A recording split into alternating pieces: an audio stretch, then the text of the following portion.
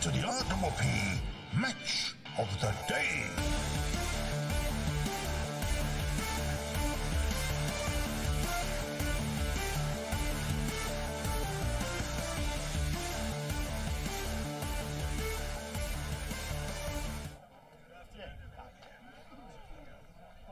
Coverage of the match between Rosebud and Sorrento this afternoon, live from Olympic Park in Rosebud, where we couldn't have been blessed with a better day for the game today. Probably around 26 degrees.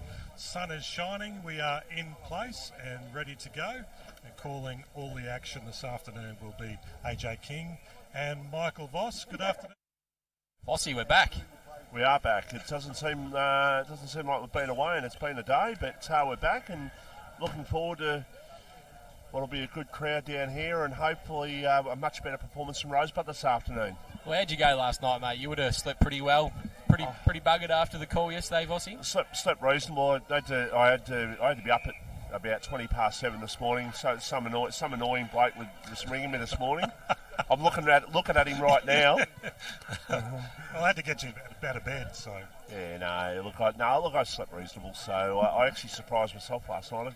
I thought I'd go home and sleep. I actually wait until I went to bed last night. So that was quite good. But yeah, just hopefully not too much more of this. And how's your son? Yeah, he's good, mate. Not too bad. They're out and about today, but obviously yesterday we went to Rye Tyab. Then the AFL was on. There was a couple of fizzes, and hopefully today Rosebud and Sorrento will be a better game. Vossie. Yeah, look, there's obviously a chance of they're talking about roaming fixtures in the AFL. Well, hopefully today we get a good game down here. I know teams want to go ahead and have the chance to do it and maximise the crowd. There are actually 2 games happening today in Peninsula football, in Division 1 football. Don't believe there's any in Division 2. You may correct me on that, AJ. But there's this one that we're broadcasting and televising, Rosebud versus Sorrento, and also the other one is Pines versus Frankston. YCW is the only other game happening this afternoon. Thoughts of yesterday's match, folks, down at Rye? Rye were dominant. I'd say bordering on arrogant, some of the stuff they were trying to do in that second quarter. They should have been so much further in front at half time. To Tyab's credit, they came back in the second half. They got back to within 5 goals and they outscored them by nearly 3 goals. They were outscored in the second half by 11 points, but AJ, it was a much better performance by the Abbies in the second half. Yeah, I thought their third quarter especially was pretty good, Vossie. They were well beaten in all the other 3. I think that the theme of yesterday's games, other than the Red Hill and Germana draw, was probably a fair fizzer, wasn't it? Rye jumped out of the blocks, kicking. I think it was the first 5 goals. Andrew Dean had 4 of them, and it was basically over at quarter time. And yes, Tyab did. They fought back. In that third quarter, they come out strong. They kicked the first 2 or 3 goals, and they kicked 2 out of bounds in the full as well. Yeah, so they should have been a lot closer. But but on the other hand, Rye took a lot out of them. Yeah, Rye were just far too good for them, and I think probably looking on yesterday's game that Tyab unfortunately are probably going to be in for another long season. Vossie. Yeah, look, I think one thing we've learnt.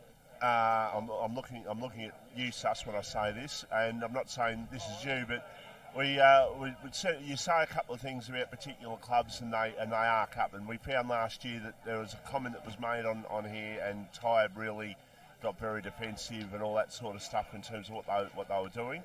But yeah, look, I think you're right. I think they are going to struggle, just from what we've seen so far. I hope I'm wrong, but. Look, I got some mates down there, and I really hope they can turn it around. I really do. But I understand that, Vossie, but I suppose what we saw in the last quarter there was some ill-disciplined play, and we're not going to go about a club, but what some of the players were doing on the field just didn't represent what I think Tyab is or want to be. Yeah, no, that's 100% true too. But they sort of lost the plot there for a few minutes in terms of the way they went about it. But then after all, they finished the game, they shook their hands, and everything was rosy then. But that 4 or 5 minute period, you're right, they did get off track. I think there's probably a bit of a difference between going after a club and speaking about their on-field performance. It's nothing against Tyab as a club, but the performance we saw yesterday probably doesn't instill any confidence in myself watching it and thinking that they can compete with clubs at the moment like Langwarrin, Somerville, Coringal, Devon Meadows, who have picked up some really good talent. I think Tyab are obviously still going through the rebuild.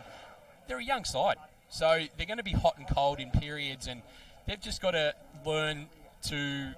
I spoke about this, I guess this is a little bit different in a cricket sort of things, that clubs go from being beaten outright to then competing.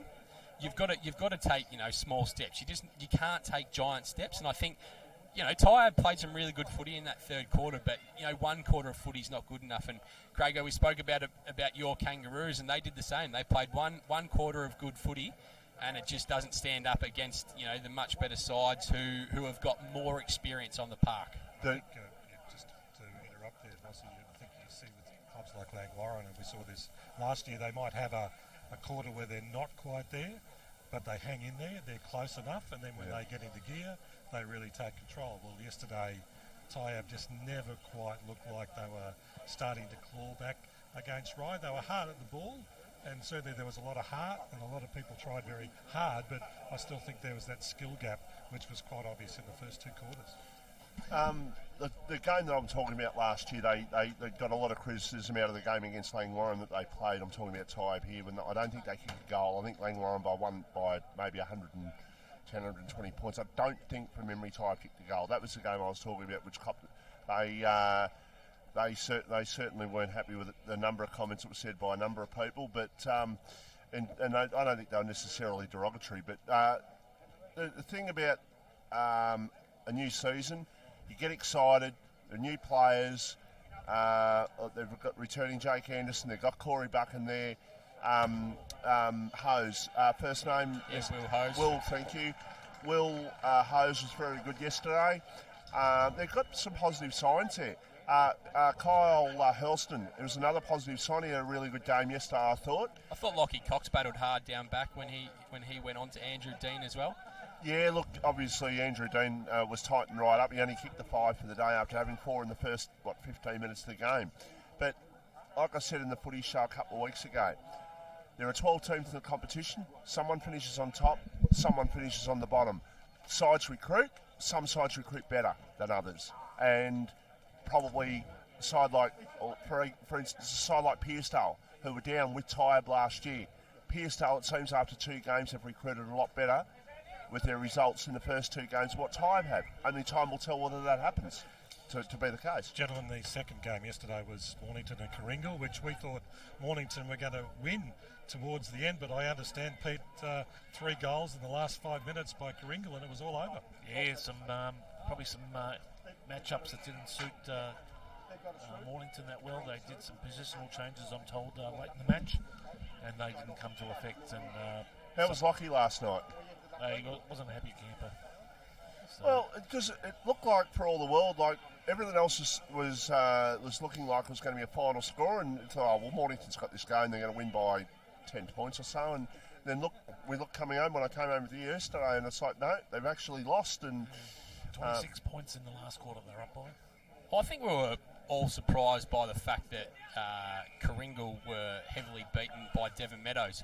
Devon Meadows didn't play very well in round 1 against Pearsdale, and Pearsdale showed them up on their home deck, but they've fought back well this week, Coringal, and they're going to be a very good side. Mornington as well. We probably didn't think that they were going to be as competitive as they are, but losing Jackson Calder and a couple more experienced midfielders, and I think that that 5 to 6, 7 sort of teams in DIV2 probably, other than Langwarrin, are quite tight. So results are going to go either way, and if you were Mornington, you'd be very disappointed with that, conceding those goals in the last quarter when 26-point lead, Such just said. yeah.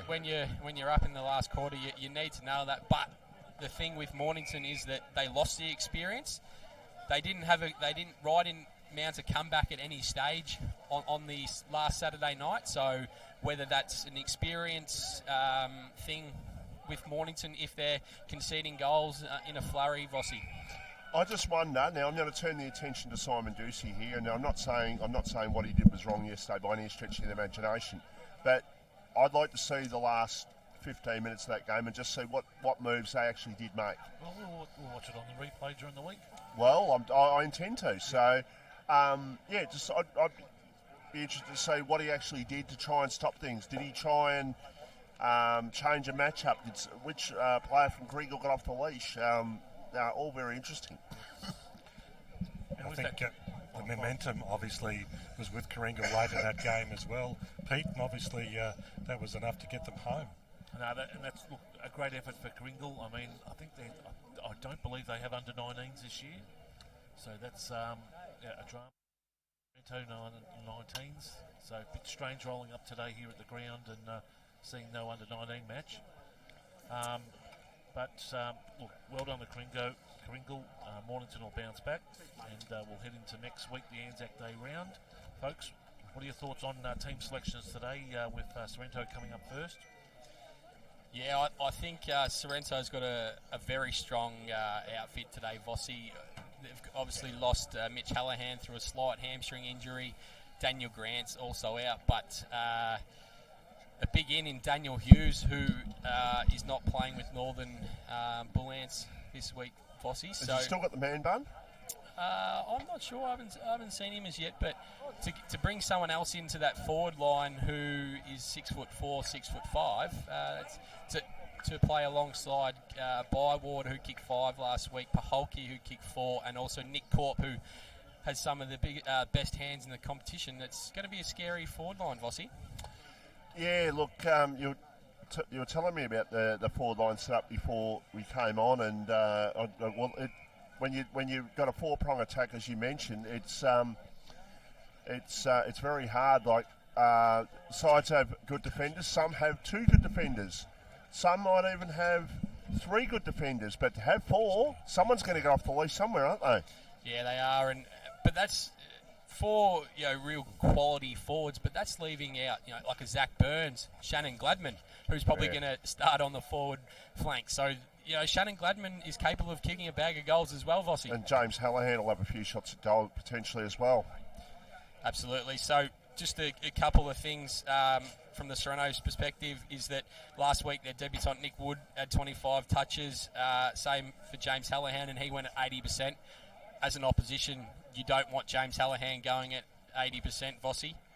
No, because those 80%, like when you break down kicks to handballs, his kicks won't be a lot short. They'll be long kicks. They're 65-metre kicks. He's a big kick of the ball, is James Hallahan. Even with his, I won't say dodgy knee, but even with his knee injury that he had a couple of years ago, 2019, I think.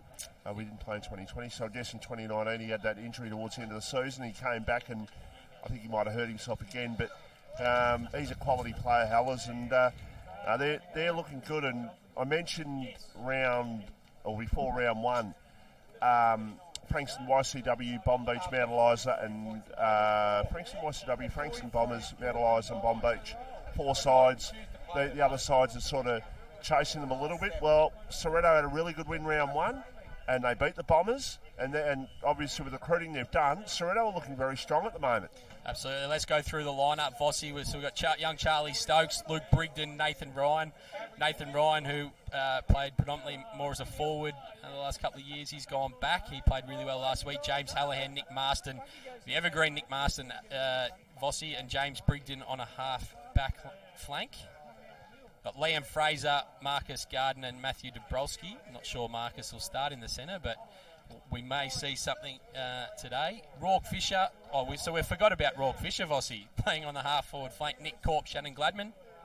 He'll pop up and kick a couple as well. Curtis Bywater, Daniel Hughes, Zach Burns. In the ruck, Johnny Crode, Miles Paholke, Nick Wood. So last week, Johnny Crode, first game back for his home club after returning from Queensland. He had 19 touches and 31 hitouts, and he was best on ground for the people I've spoken to last week. His first contest of the whole game. He leapt into the opposition's ruck and he was forced to go off with a blood rule from the face. He absolutely dominated from speaking to a few of the boys, Vossi.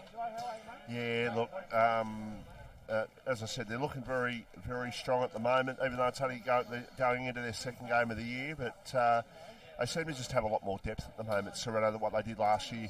Absolutely. We look at the interchange. Lee Paholke, I don't think he'll start there. Mitch Parker, Ben Brown and Taj Barber, a couple of young players who are coming in for their first game of the year. And I think a few more stats from last week. They were plus 34 in disposals, but they were plus 40 in effective kicks, Vossi. They're a highly skilled side. They were plus 27 in their marks, so they controlled the play. They were plus 18 in uncontested marks. And this for a stat, they had 14 deep 50 entries, and they kicked 8 goals from 14 deep entries. So all but 2, they didn't score. Andy Maguire had a fascination with stats, Sus. I reckon AJ could be coming like that. There's a stat for everything, isn't there? Oh, wow. When you're given the stats, Vossi, and you use them. You use them. Thanks to Premier Data. Sus has give me the panel.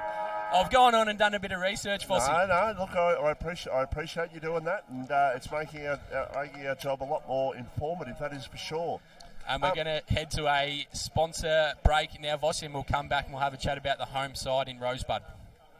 Everyone knows Australia has 4 big banks, but the 5th biggest retail bank is snapping at their heels. It's a bank that's been around for over 160 years, can be found in over 500 locations nationwide, looks after over 1.8 million customers, and is regularly voted one of the most trusted brands out of all the thousands of brands in Australia. Who is this fantastic number 5? Yep, it's Bendigo Bank. The better big bank.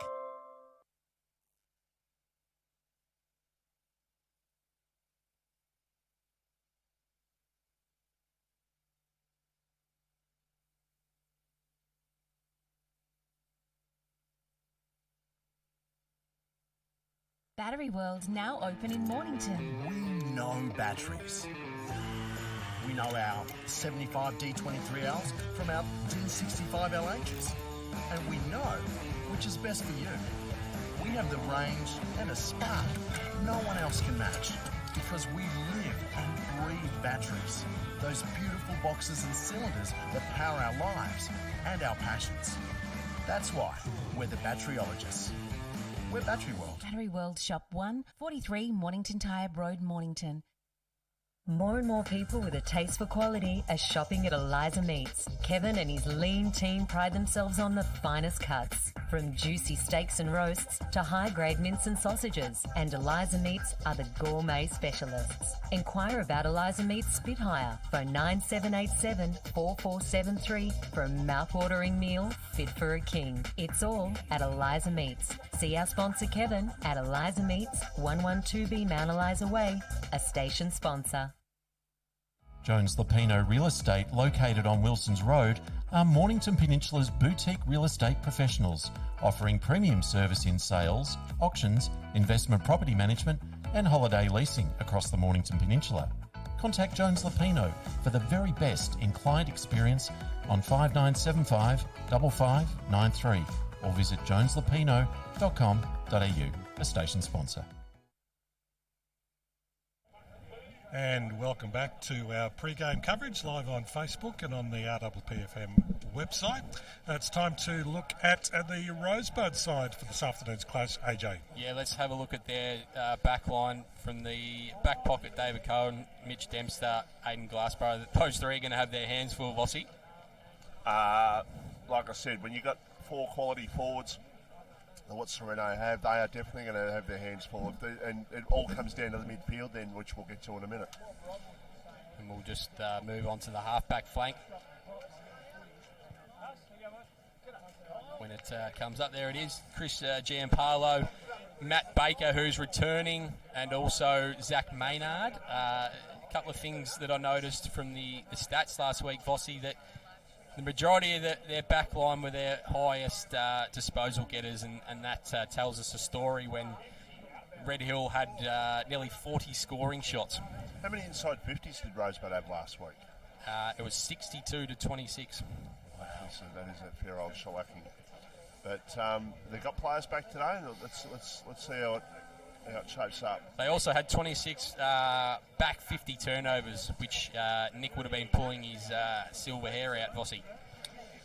Yeah, look, Nick would certainly just lay down a bit of the law, and you're certainly expecting a much better effort. I'm expecting a much better effort this week. And we'll have a look at the centre line with Aaron Colombo, Liam McKenna returning, I think, after playing in the VFL potentially last week, and Jared Williams on a wing. Bryce Gibson, Matthew Cumming, and Robert Boss. Robert Boss plays his 100th game, 70 seniors, 30 development games. So well done to Robbie. Forward pocket, Fletcher Huswaite. I think he'll spend a lot of time through the middle, probably looking after Nick Wood. Tom Baker returning, who was in the best players last week, but yet didn't play. So that was an interesting one. I don't know that I said yesterday you're going to get me in trouble with that, so he might have been best on ground elsewhere, AJ. He might have been. And Ruck, Stephen Cummings, Sean Downey, and Chris Baker, who was actually the one that was in the best players. But it wasn't Tom. He was up on the Gold Coast in the surf boat, so a bit hard for him to play. And then with the interchange, Josh Fisher, Callum McNair, Logan Pornov, and Liam Tidd. A couple more things I want to have a look at. Red Hill last week scored 12 goals, 17 from turnovers. So 29 shots from the turnovers. So we mentioned it before with the back 50 turnovers. There was 50 mid turnovers as well from Rosebud, Vossi. So they need to really sharpen up their skill set this week.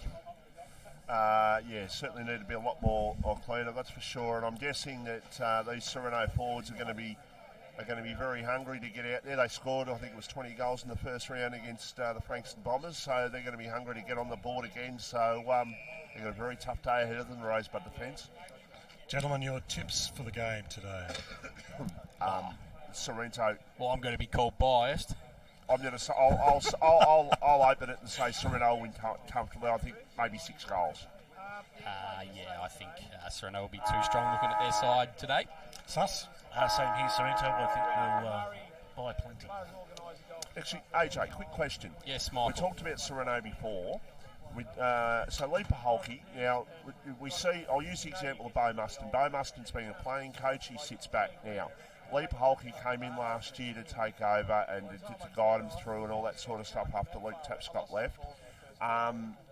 Is Lee Paholke going to be, are they going to potentially, and they're obviously going okay, so 1 win out of 1, so can't play there, but potentially, is he close to the end, or is potentially they're going to maybe try and get another one in, like a non-playing coach in? No, not a hope in hell that he'll stop playing, Vossi. He's not even 30, I don't think, yet. So is he not 30? No, he's a couple of years younger than me, but what they've done this year is they've structured it really well. They've brought in 3 assistant coaches that are doing the game day, so they've got that sorted. I know that Russell Morris is involved in the background. They've got a couple of other guys. I think his name escapes me, but he's come in from the Essendon District Footy League. So a couple of guys have moved down into the area and they've jumped on board. But the thing is with Lee, he's as vocal as he would be on the sidelines out and from full forward. So I think it's a great thing that what they've done by appointing him coach this year, and it's really set the club up for a cracking season, Vossi. Just while we're there, welcome to our radio listeners on RPFM 98.7 and 98.3.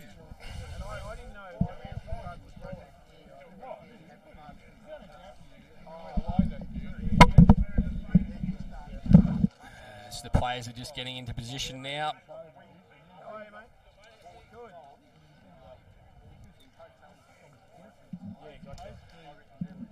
Cracking day down here at Rosebud. Not a breath of wind at the moment, which is good. It's quite warm. Should have some silky skills as the first siren sounds, and we're underway here at Olympic Park. Crowed and Cumming gets the tap out. But Sorrento get your clearance. Handball through Crow to Nick Wood.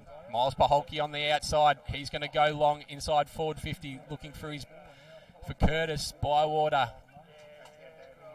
And Sorrento on the board early. 1 goal, 6. Plays nothing as yet, Vossi. What a start from Sorrento. Okay. Going to get the ball as clean as that down into the forward line. Well, it's going to be in for a very long day. So, yeah, they need to. No, the goal kicker there was Bywater. Was it? Didn't quite pick up. It's pretty hard from back here. It is a long way back. It looks like Polks and Bywater are down there. Johnny Crode gets the hit out. He jumps over Cumming. The ball's just in tight in the middle. McKenna comes away with it. Out to Colombo. He's on the defensive side of the wing. He looks to sweep. Rosebud have got a bit of run. Up to Liam Tidd on the wing. He looks to roll round onto his left. That's a bit of a mung looking for Tommy Baker. Nick Marston comes through. He's able to spoil the ball. Dabrowski gets the handball for Sorrento. The ball's in the hands of James Hallahan. He looks to cross goals. That's a fantastic kick. Finds Miles Paholke all by himself. He runs out. E-Tradition transitions over to Nick Wood.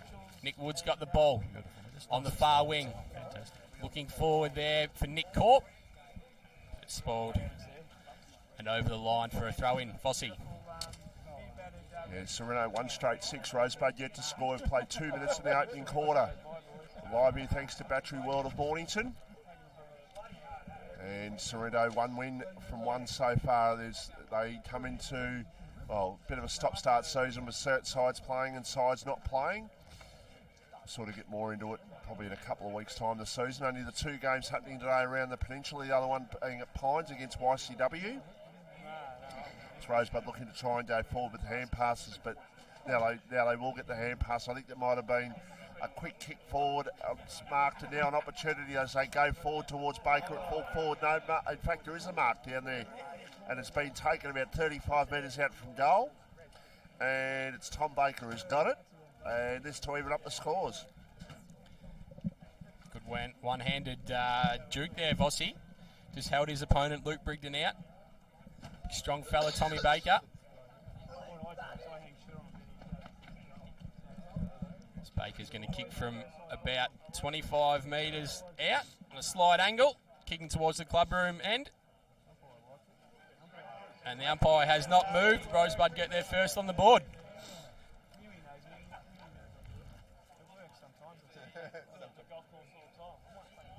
So 1 goal apiece here at Olympic Park, the Premier Traditional Home scoreboard. I'll tell you who's been involved early. Liam Tidd's been very much involved. Had 3 or 4 touches in the first 3 minutes of the game, and he is one that a bit of a barometer for Rosebud. I've seen him a couple of times last year, and he played very well for them. So expect him to be one that they need to play well this afternoon. But that's a good reply after Sorrento's opening goal to get Rosebud on the board. It's the umpire back in the middle. And what's the umpire giving here? He's given a free kick. 2 many in the centre square.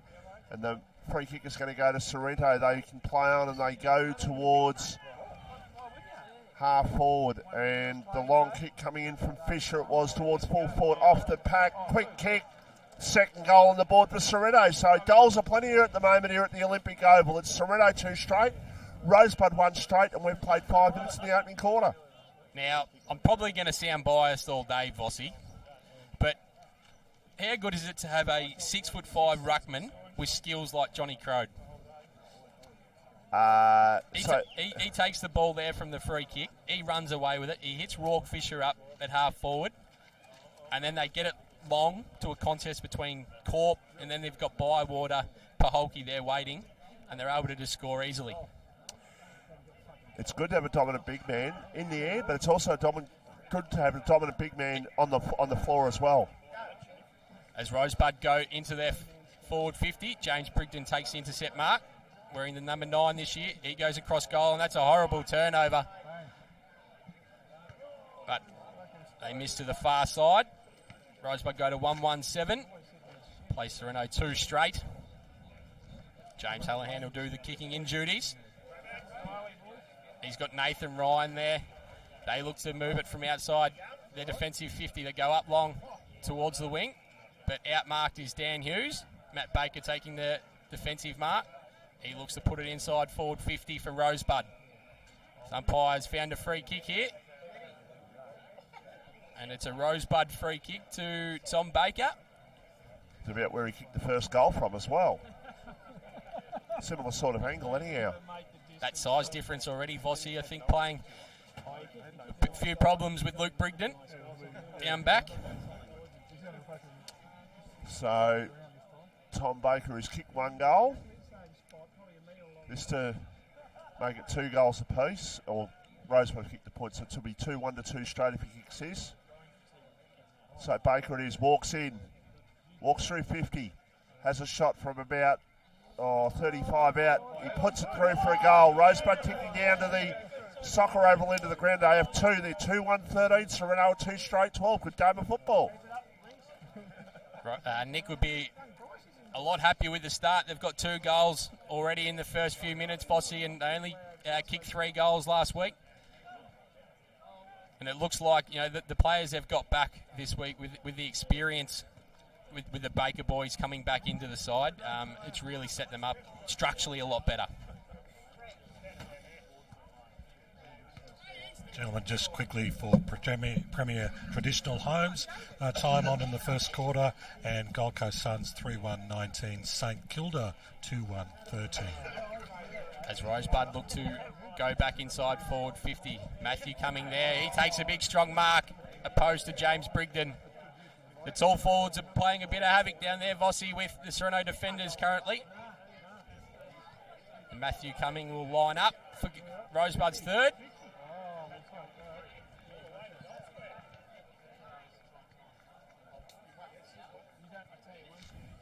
There's a 50-metre given, so that's definitely going to be Rosebud's third goal here.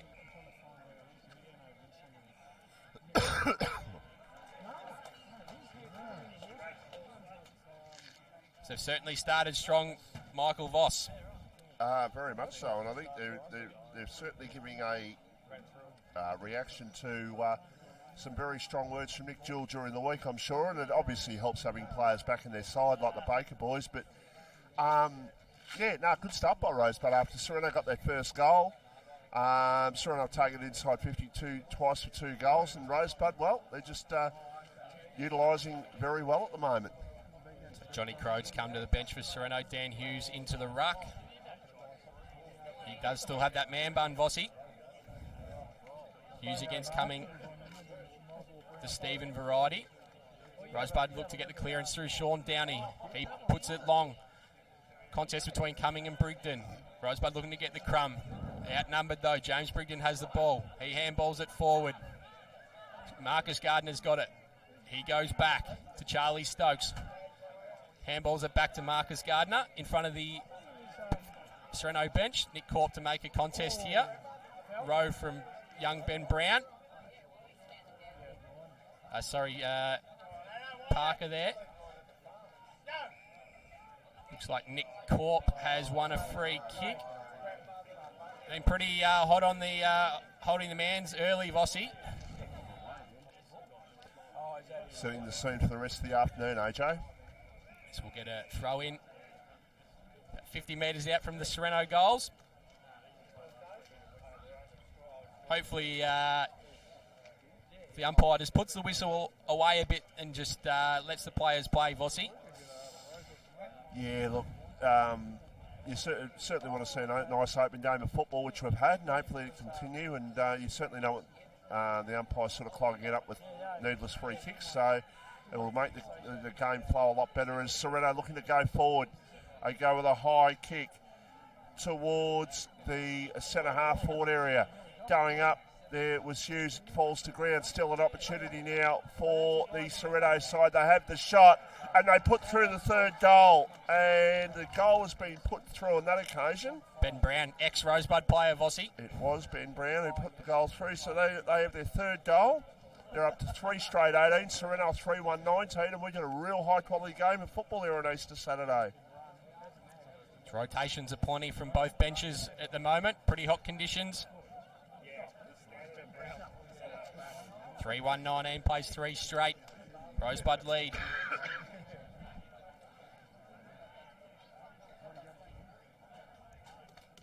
It's on the Premier Traditional Home scoreboard. Match of the day brought to you by Battery World Mornington. Hughes and Cumming go at it again. Liam Tidd tries to break through.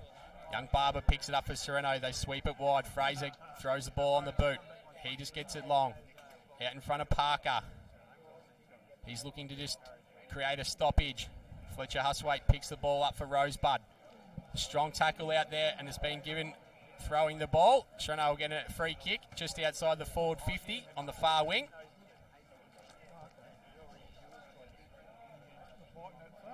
Only played 11 minutes in the game. I've already had 6 goals scored, so it's a beautiful day for football. Good chance to showcase the skills this afternoon as Sorrento go back towards the top of the goal square. That's a mark.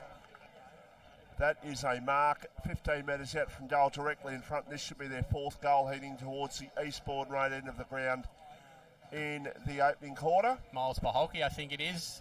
He's had a prominent start so far. He's had probably 4 or 5 touches of the ball already. Just showing his brother how to do it above head, Vossi. So Paholke it is. Played, 4 or 5 games in Adelaide. Has the shot at goal. Puts it through for a goal. Sorrento back in front. 4 straight 24. Rosebud 3-1-19, and we've played 11 and a half minutes in the opening quarter, and that is on the Premier Traditional Home scoreboard. It's been a cracking start from both midfields. Rosebud have been on top in the one-on-one duels up forward. Tommy Baker has been on top of Luke Brigden in the one-on-one duels. And the Sorrento forward line look like they have a number of options to kick goals. Crowd back in the ruck against Cumming. He gets an early leap. Marcus Gardner gets the handball out. Johnny Crowd follows up his work. Robbie Bosch just throws the ball out. Marston for Sorrento chasing. I think it is in Colombo. No, it was the player in Jared Williams. That coach's box isn't in a great way. Vossi, right in the middle of our view. No, we're upstairs. We're upstairs last year, so it's not the most ideal thing there. So the umpire's going to throw it up just outside Rosebud forward 50. Crowd and Cumming do the ruck work. Fletcher Huswaite gets a handball out. A couple of Rosebud players just all by himself wandering forward. The umpire's going to call another ball up. Crowd and Cumming will do battle once again. 2 big men. Cumming's been pretty good in the one-on-one duels early, Voss. He has an opportunity for Rosebud. They snap a goal, but it's been rushed through for a point. So they're up to 3-2-20. Sorrento a 4 straight 24. We've played nearly 14 minutes in the opening quarter. We're live here at the Olympic Oval thanks to a Battery World of Mornington. Sorrento looking to bring their way around at the far side of the ground. They've got it with 1 kick and about 3 bounces down to centre wing. Now they go to half forward. They're trying to get the ball into the forward line as quick as possible. They just had players lining up, Vossi. They had players lining up there in the forward 50. It's easily detectable the way they're playing the game. They're not messing about with it at all. They want to get the ball in there. They know that they've got a good forward line, and the only way to utilise that good forward line is to get the ball in there as quickly as you possibly can and stretch the opposition defence, and that's what they're trying to do. If they kick this one, it's their 5th goal of the quarter, and we're just a tick over halfway. There's a shot. There's a goal. Does not move, Vossi. 5 straight 30 plays 3-2-20, and that is a 10-point lead for Sorrento at the moment, AJ.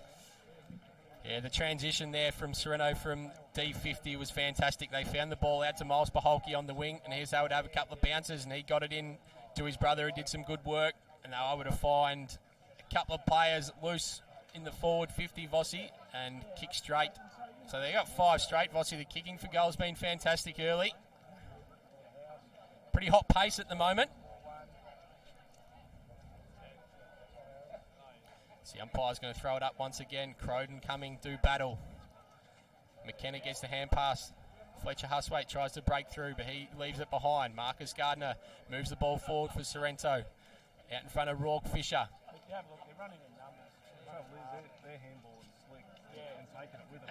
And the ball is going to go out on the far side. And if you run in weight, and you can hear the crowd just echoing our words, Michael Voss, that the Sorrento running is being well on top, and they're running in numbers. Running in, they're swarming in packs, that's for sure. And I think that's a sustainable game plan for Sorrento for 4 quarters. I'm not sure Rosebud can probably do that, trying to do that on the rebound for 4 quarters against Sorrento. With the way Sorrento's forward line's set up, if they take marks inside their attacking 50, they're going to kick a winning score. Simple as that. Because they're going to get enough ball down there and they're going to get down there quickly, which puts the Rosebud defence under pressure. If, on the other hand, the ball drops, Rosebud have got to run it out as quick as they possibly can. As they look to go forward, looking for the King Bywater over the top. Rosebud have got numbers, but it's all Sorrento out here on the wing, just holding up their ball movement. They've gone back in as Charlie Stokes picks the ball up. He's got numbers forward of the ball, looking for Nick Corp, who's got some of the best hands in the business, and he'll go back looking for Sorrento's 6th goal of the quarter, Vossi. So Nick Corp will have a shot from about, they'll kick from close to 50 metres, probably just inside, probably 40 metres. And Nick Corp missed one at the MCG from top of the goal square. Now, Nick Corp is more of a chance to kick this than, funnily enough, he is at the top of the goal square. Absolutely. He has a shot, he pulls that one. He's got a pretty horrible ball drop, Nick Corp, but he's got some of the best hands in the business, Vossi. But you were just talking about Sorrento's forward line. The thing is, they can play a bit of crazy ball and get it in there as quick as possible, because Paholke's good one out, Bywater's good one out, Corp's so good overhead. You've got Rourke Fisher who can be on the ground. They've got Shannon Gladman. So the entries don't have to be as skilled as what we were talking about at Rye yesterday, Vossi. No, like I said, just get the ball in there and they're sort of chain a hand pass. Now they're going to kick towards Corp at the top of the goal square. He misses and there's an off the pack goes to kick, and that goes across the face of goal. And it's out of play for a boundary throw-in. They're trying to get this ball in there as quickly as they can. 6 scoring shots they've had so far in the first 17 minutes is really good effort on the scoreboard, and they're on target already to score about 140 points in the match the way they're going. Well, every time they've gone into the forward 50, they look like scoring, don't they? Absolutely. This is just held up inside Sorrento's forward 50 on the far side. The 2 rucks do battle once again. Quick kick over the shoulder, looking for Corp. He's able to spoil the ball, and the ball goes out, and we'll get another throw in deep in Sorrento's forward 50. Gentlemen, for Premier Traditional Homes, it's a mouthful for me today. Quarter time, in the AFL game. St Kilda 3-3-21, Gold Coast Suns 3-1-19.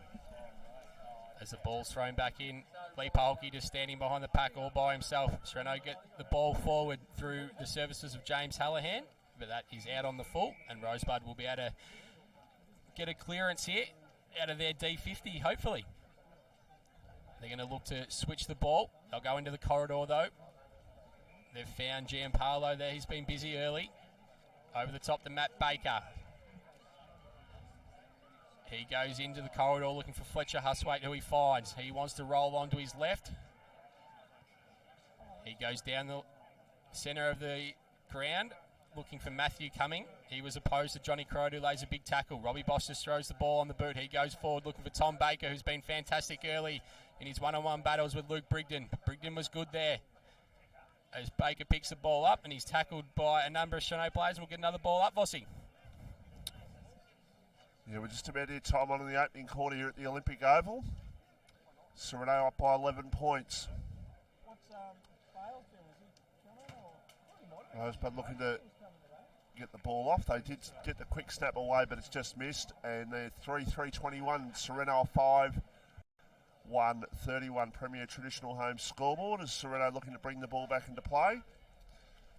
Beautiful day down here at the Olympic Oval, and I'm sitting here in a hoodie, so how am I doing? But it is a beautiful day down here, that is for sure. More like a a late summer's day, not an early autumn sort of day, that is for sure. There's a quick kick forward inside attacking 50 here for Rosebud. Leading in the race to the ball there at a hand pass, looking for, he ran past Robbie Bosser on that occasion. Now comes back.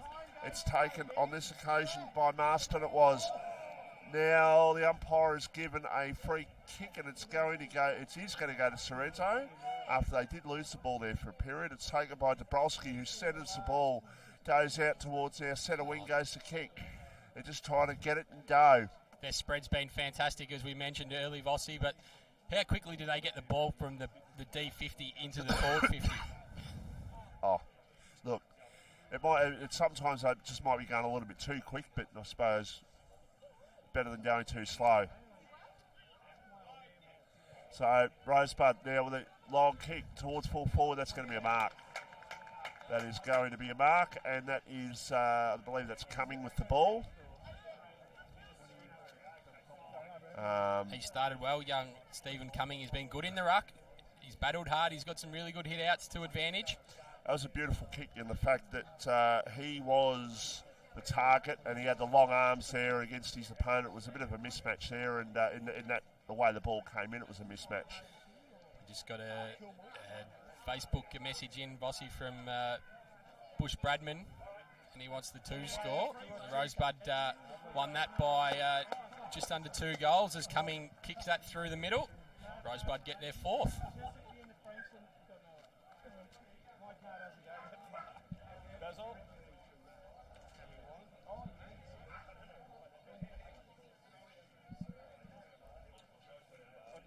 For 3:27 plays 5-1-31 on the Premier Traditional Home scoreboard here at Olympic Park, Vossi. No different eras and all that, but how does Bobby's records match up to, say, Robbie Bedford or someone like that? Yeah, it'd be interesting to see that. I guess Robbie didn't have his stats on My Cricket, did he? Like the whole of them, so it'd be hard to track them all down, I guess. So we had a champion player at the time. We had Robbie Bedford back then. So we had Peter Buchanan back then. So quite happy with that. Like, I'm sure the record would stack up. As Rosebud go into forward 50 once again, Stokes overruns the ball. He's able to butter up for a second attempt there. The Sorrento player just dives into the Rosebud players' back. They've been paid advantage to Robbie Boss. He goes long, but it just drifts away for another behind. Rosebud move on to 4-4-28, plays Sorrento 5-1-31.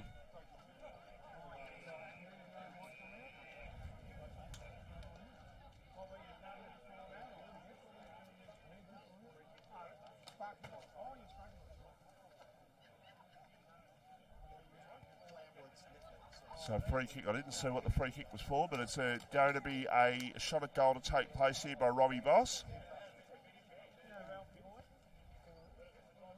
They've been red hot today, the umpires, Vossi.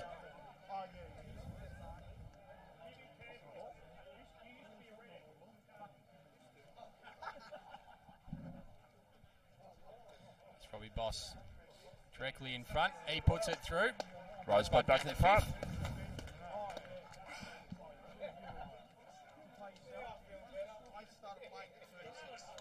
5-4-34. Plays 5-1-31. Just wonder how long this sort of game can continue like this. Whether the coaches will sort of maybe just slow it down a little bit, but certainly at the moment both sides, certainly well and truly over 120 each. And you don't see many games now, or AFL, local football, you don't see many games that have over 100 points scored each by both sides, do you? No, you don't. As Sorrento are going to win a free kick through the surfaces of Johnny Crode. He looks to go forward. He finds Parker there, up forward. As Johnny Crode runs past, he gets the handball out. Nick Marston, the other hands to Nathan Ryan as Curtis Bywater comes out in the lead, and he's able to take an easy chest mark. Just needs to go back. He's looking to pass this one off. 4.5 minutes left in the quarter, guys. He goes out wider to Shannon Gladman. He's going to go in short, and he has found, looks like Rourke Fisher there. And they'll line up for Sorrento's 6th goal. They're currently 5-1-31. Plays Rosebud 5-4-34 on the Premier Traditional Home scoreboard. Rock Fisher has obviously changed clubs. God, they look different jumpers, some of these blokes. He certainly does. Different colours, obviously, Vossi. Someone just said, looks like he's put on some weight. I just heard one of the crowd members That's say a beautiful there. kick for goal. Did not move an inch, Vossi. Beautiful kick. Sorrento get their 6th goal on the board.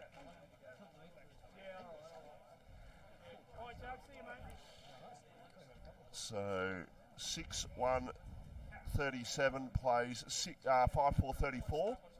Premier Traditional Home scoreboard. And just a reminder, we'll have a score update for you shortly from that Pines and YCW game, which is a big game happening at the Eric Bell Reserve this afternoon.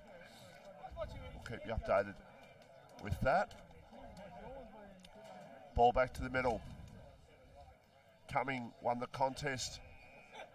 And you're going to get a free kick here, Rosebud. Not sure how long we're going to have to go. I reckon the way it's gone, 11 goals, you'd have to say the quarter's going to go 31 minutes. We're 26 minutes into the quarter now. Long kick to full forward. And that is a mark. And that is a mark to Tommy. He's paid in the back. I didn't see a lot in that, AJ. You obviously did. I just saw the call, Vossi, but it looks like he just used his brute strength there. Yeah, well, we saw what Tommy Hawkins did with Harris Andrews last week, but I don't think necessarily Tom Baker did a lot wrong there. I think he's a bit stiff. As Sorrento have transitioned all the way into their forward 50, looking for Leaper Holke. That goes over the top. Curtis Bywater looks to pick the ball up off the ground. He's not able to do so. Spills out towards Miles Paholke's direction. Ball's just bouncing around. Rosebud looking to try and clear their defensive 50, and they've done so. No, Brigden been able to get a hand in there. He just pushes Gibson out the way. He's able to run onto it, and it looks like he's going to escort that over the boundary, and we'll get another throw in.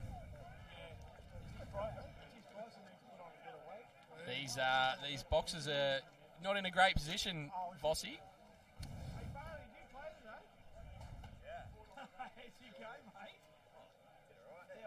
As the ball's thrown back in, both Cumming and Crow doing battle in the ruck. Liam Tidd tries to shrug off Zach Burns. Shannon Gladman gets a quick kick forward, looking for a plethora of options, and that's a strong mark, but no. Free kick given against Nick Corp to Matty Baker there. Baker's going to come out this side. He's gone wide, and Sorrento are going to reload, Vossi. So it's just under 2.5 minutes to go in the quarter. It is a kick now for Rosebud down towards half forward and third in line. Mark has been taken by Robbie Boss, the 100-game player this afternoon. He goes high with a kick inside attacking 50. Big jump at the back of the pack, not taken. Quick kick towards full forward. It's across the face of goal. And seeing the ball out of play there on that occasion was the player for now. I wonder would Logan Pornoff be number 12? Because that was the number 12 descent. He is number 12. Okay. And my correction for that, if you can't see from the camera angles that we're looking straight at that coach's box for Rosebud, and they've got a 2-story box on there for Nick to stand at great height, and Matty Baker's clearing kick looked like it was going out in the full, and then all of a sudden it kept coming down the ground, Vossi. Yeah, it can be a bit deceptive. It's a bit like the Mornington interchange bench as well. You saw that last week as well. And Rosebud get one late. A high kick towards Baker at full forward.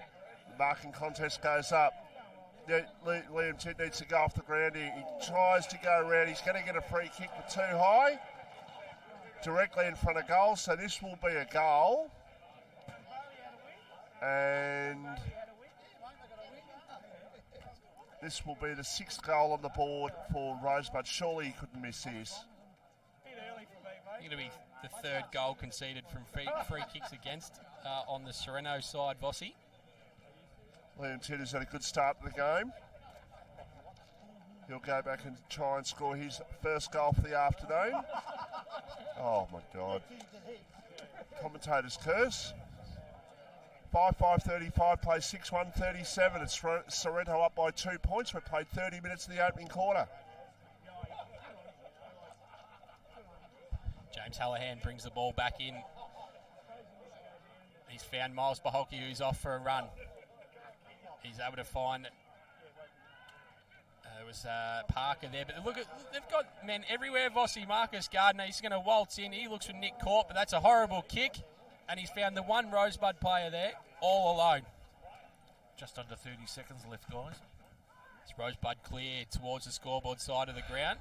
Daniel Hughes and McKenna do battle. Miles Baholke just fumbles the ball. Hughes picks the ball up off the ground. He's dumped. And we'll get another ball up. You couldn't have scripted that any worse, Vossi. Marcus Gardner had 3 players out, and he found the one Rosebud defender standing there all alone. At quarter time, both sides will be very happy with the way things have started, attacking-wise anyhow. Maybe just tighten things up a little bit on the defence, but the last 3 quarters can try that. 6-1-37 at quarter time. Sorrento Rosebud 5-5-35. At quarter just went just under 31 minutes, and that is on the Premier Traditional Home scoreboard. Established in 1988, Progress Signs has been servicing the local community for 30 years. Located on the Mornington Peninsula, they are the #1 destination for all your signage needs, specialising in a variety of signage from vehicles to shop fronts, occasional and corporate events, short-term, long-term, and everything in between. If it's signs you need, be it large or small, Progress Signs is the place to call. Available 24/7 at progress-signs.com.au or call the team on 5975 9188. Thinking signs? Think Progress Signs, a station sponsor. At SJS Accounting Strategies in Mornington, our mission is a simple one: to make running your business easier, to get money-related challenges out of the way so you can focus on growing your business. It doesn't matter which business sector you're from, our commitment to helping you grow will be exactly the same. Why? Because our team loves helping businesses achieve their goals. Contact SJS Accounting on 5975 0488 or visit www.sjsaccountingstrategies.com.au. A station sponsor. Dreaming of a cold beer poured straight from the tap?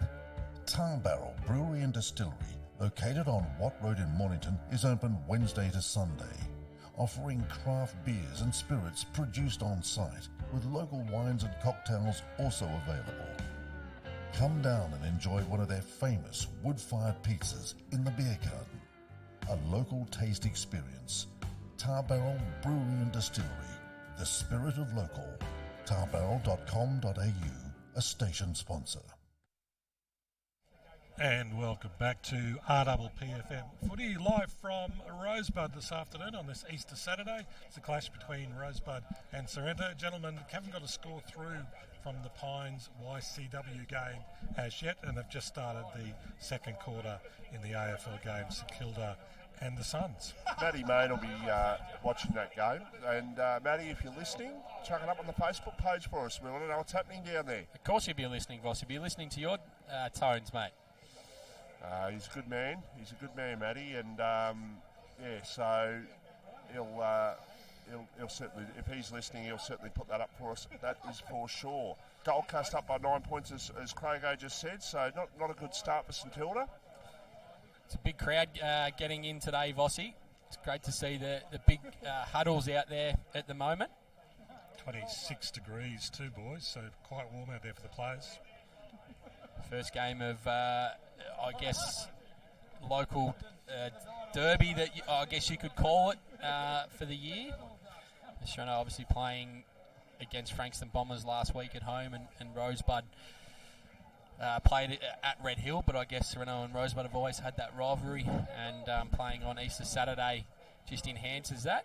Gentlemen, I think this has been the best first quarter we've seen for quite some time. Yeah, the pace has been frenetic, Fossey, hasn't it? It really has, and both sides really wanting to take it to the other. Sorrento probably look a little bit more adept at it than what Rosebud do, but Rosebud had a few opportunities late to be in front at quarter time. Unfortunately for them, they couldn't put the score on the board. They've had more scoring shots with just a couple of points behind on the scoreboard. I think the two differences is that Rosebud, when they go to Tommy Baker, he looks like he's going to win every one-on-one battle.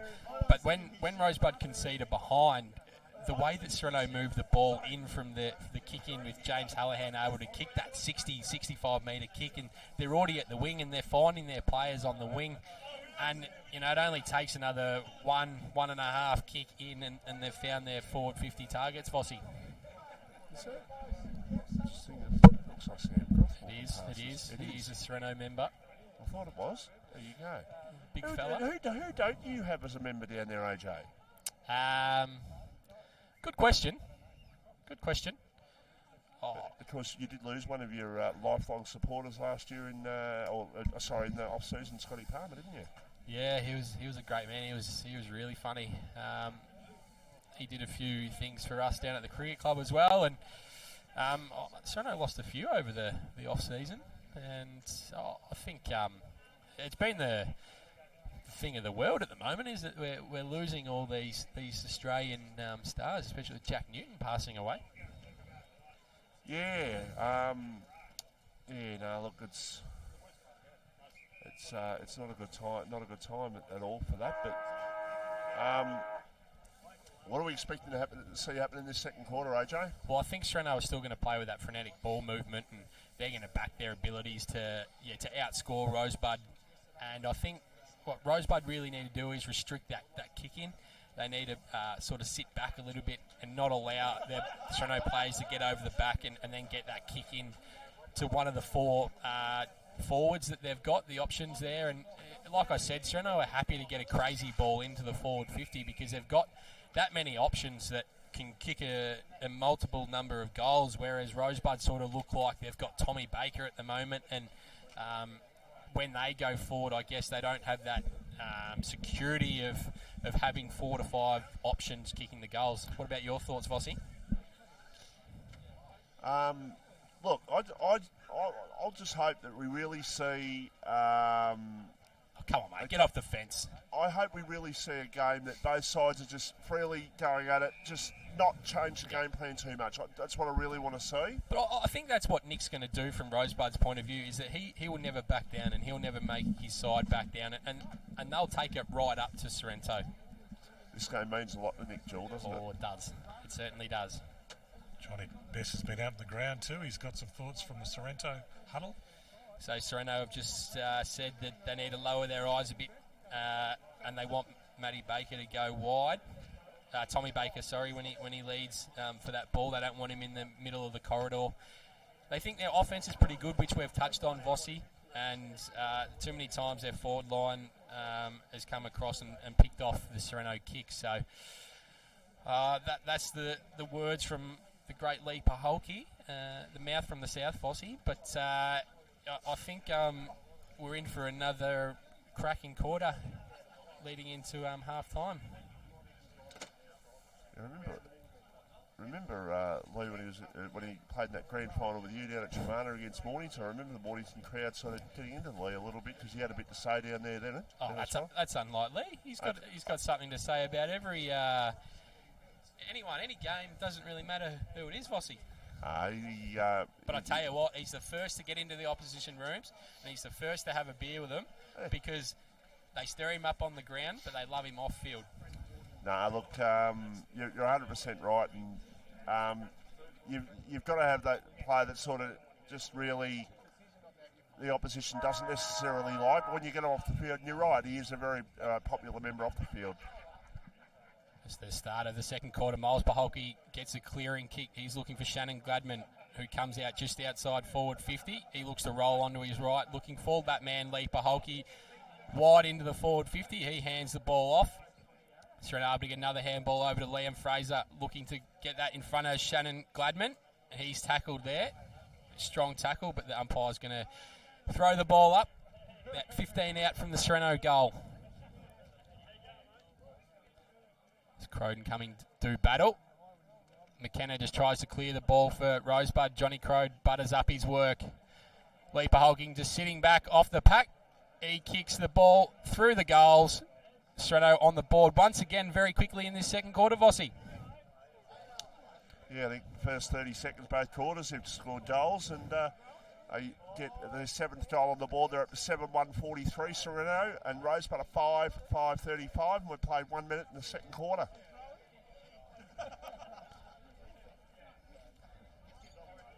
Once again, Sorrento able to just get the ball forward, and with the plethora of options up forward, they're able to scramble and get it through the big sticks, Vossi, to kick their 7th goal.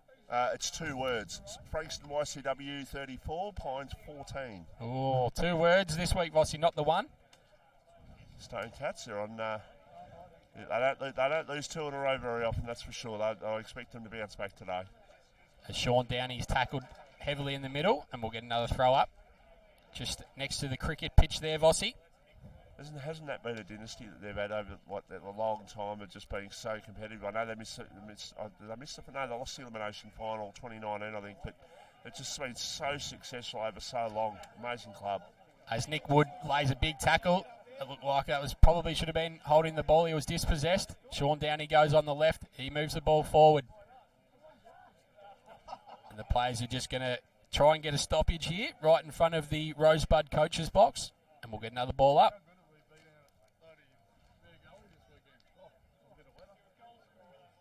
Crowden coming do work again. Wood tries to get it on the boot. He's going to get a free kick for holding the man.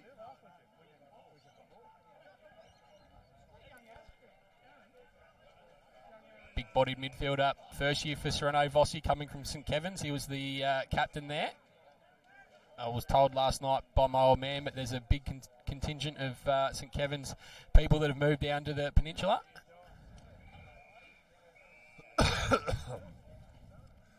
Ball over the line. Right in front of the Sorrento interchange bench. Ball to be thrown back into play.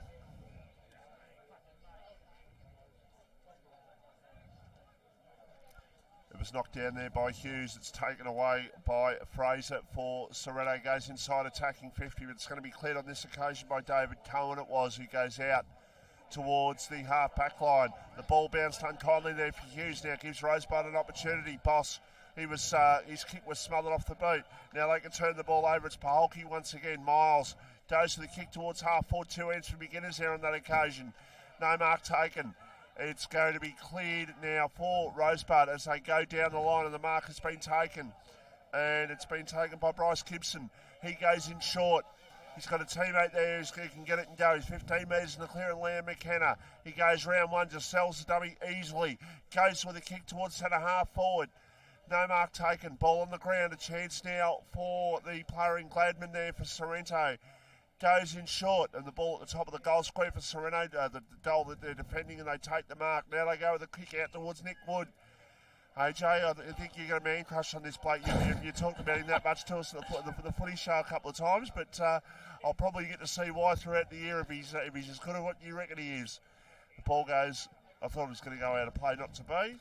And still in play, just inside the field of play, and now the umpire's going to call for a ball up. You might have a bit of a man crush on Nick Wood. Oh, well, I've got to have a man crush on someone.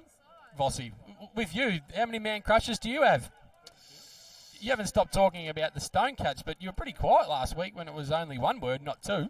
Well, you were pretty nervous yesterday when Edifar were in front of Bomb Beach because you were worried your house was going to be taken by the mortgage brokers. As Rosebud looked to move the ball forward, they've found, looks like the player there in Jared Williams. He goes out wide. Need to get that ball back in the corridor. Liam Tidd is able to find a teammate there in Bryce Gibson, and he'll line up for goal. When Towie was around calling the football, and Towie will swear by the, well, obviously he can't now, but he would swear by this. My man crush apparently was Michael Gay from Mornington. A big fella, 120, 125 kilos, massive, just massive he was. Actually a really nice guy off the field, but he was a really, like the battle between him and Ash James in a couple of grand finals there, but he would say that was mine. There's a kick and it's just off target, through for a behind. It's always good, a good ruck duel in a grand final, Vossi. I've seen plenty over the time. Big Scotty Cameron won it off his hands a few times. There was one against Bomb Beach, Kane Batsloff he went up against. He was a great player. He was. I remember Ash Eames' first game for YCW. He played at Seaford, and I reckon he was struggled for 2.5 quarters, and he got to the stage where he ended up, I reckon he was just about best on ground the first game that he played, and for 2.5 quarters he did virtually nothing, And the human brick, what a player he was. Great guy I think he's a detective now in the police force, but very good guy. Bywater goes forward. He's looking for Paholke, who just pushes his opponent out the way, trying to get a one-on-one duel there. Rosebud looked to clear, but they've found Shannon Gladman all on his lonesome out there on the far wing. He drives it back forward, looking for Bywater, and he's taken the mark. And he'll line up for Sorrento's 8th goal in this second quarter. We've gone 6 minutes and 30 seconds. It's currently 5-6-36. Rosebud plays Sorrento 7-1-43 on the Premier Traditional Home scoreboard.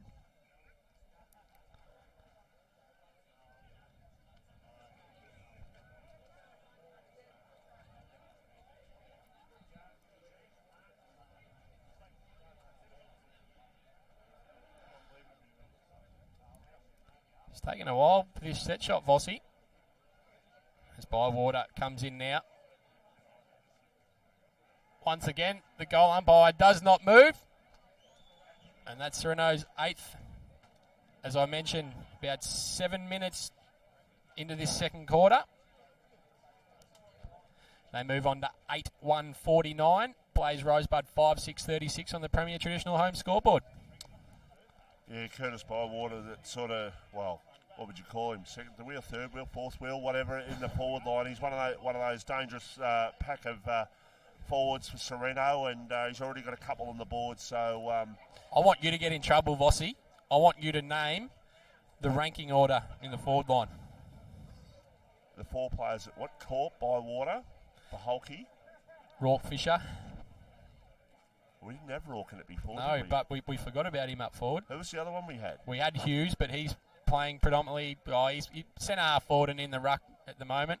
As Sorrento look to go up in front of their coach's box. Hughes gets the ball. They've got a couple over the back of the contest here if they can get it out. The umpire is going to call it to him, and he's going to throw it up. Just in front of the Sorrento coach's box here. Crode coming to battle. Crode able to get that tap out. And we'll get a throw in. As an all-round threat, I'd still have Nick Corp as probably number 1 in terms of going around, marking the ball. No, hang on. Marking the ball. I'm not as a goal-kicking threat. Not as a goal-kicking threat, but as a marking threat. He can ruck. He can do all that. Miles Paholke's shown he's very, very capable. I'd still have Bywater probably as a goal-kicking threat. I'd have him ahead of Nick Corp, but I think that would be the way I'd say. Would you agree with that, AJ? I'd go Lee Paholke 1. He's the first seed. He's the one that kicks you 80 goals every year. We didn't mention Lee Paholke. That's why I didn't mention him. Well, there's Miles, his brother, just taking a mark on the forward 50, and he'll look for Bywater, who presents up the middle of the corridor. Right in front of him, that was Lee trying to take a hanger. Not sure that he's used to doing that, Vossi. As Rosebud look to take that out of their defensive 50, they go wide. They're a little bit stagnant with their ball movement at the moment, Rosebud, Vossi. Sorrento able to just repel all their exits from the forward 50.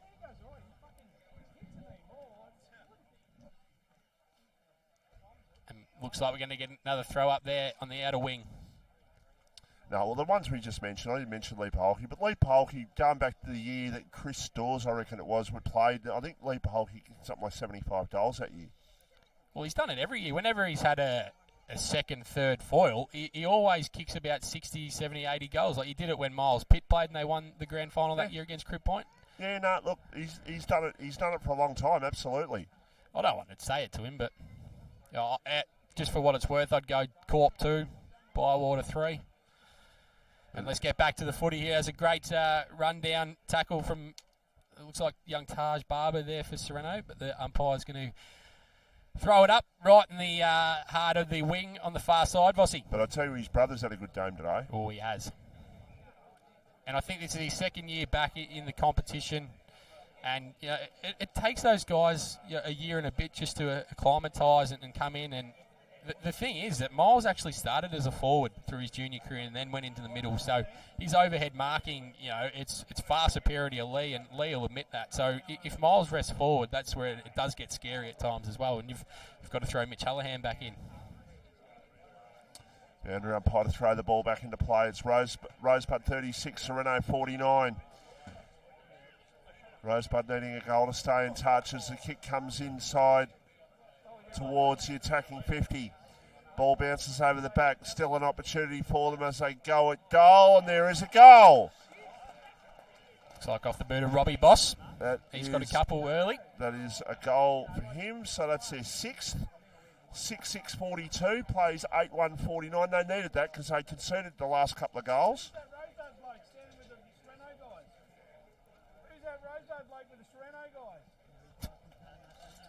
Sure, we can hear that through the sound effects. And we can't say yet, Vossi, that the Amber Ale's taken over because it's only just into the second quarter. I'd be loving a day like this if I was able to, AJ, I tell you. Be magnificent. So 6-6-42, Rosebud plays Sorrento 8-1-49. Premier Traditional Home scoreboard. Croydon coming to battle once again. Croydon's just going to lay a big tackle there and we'll get another throw up right in the middle of the ground, Vossi.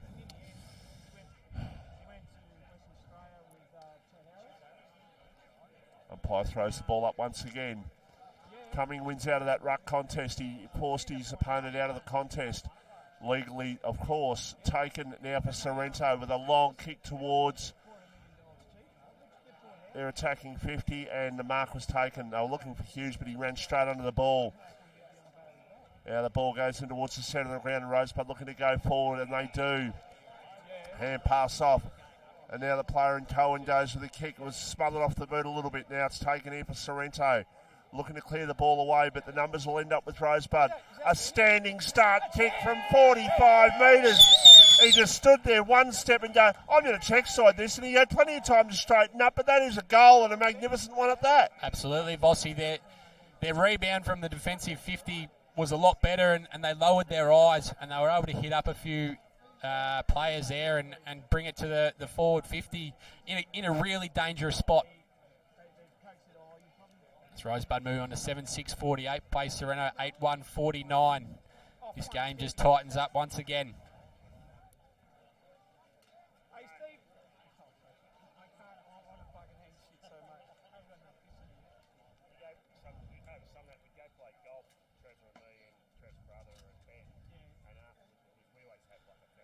It's a hit out to Johnny Crode. He looks to move the ball forward for Sorrento. Cumming gets the handball out.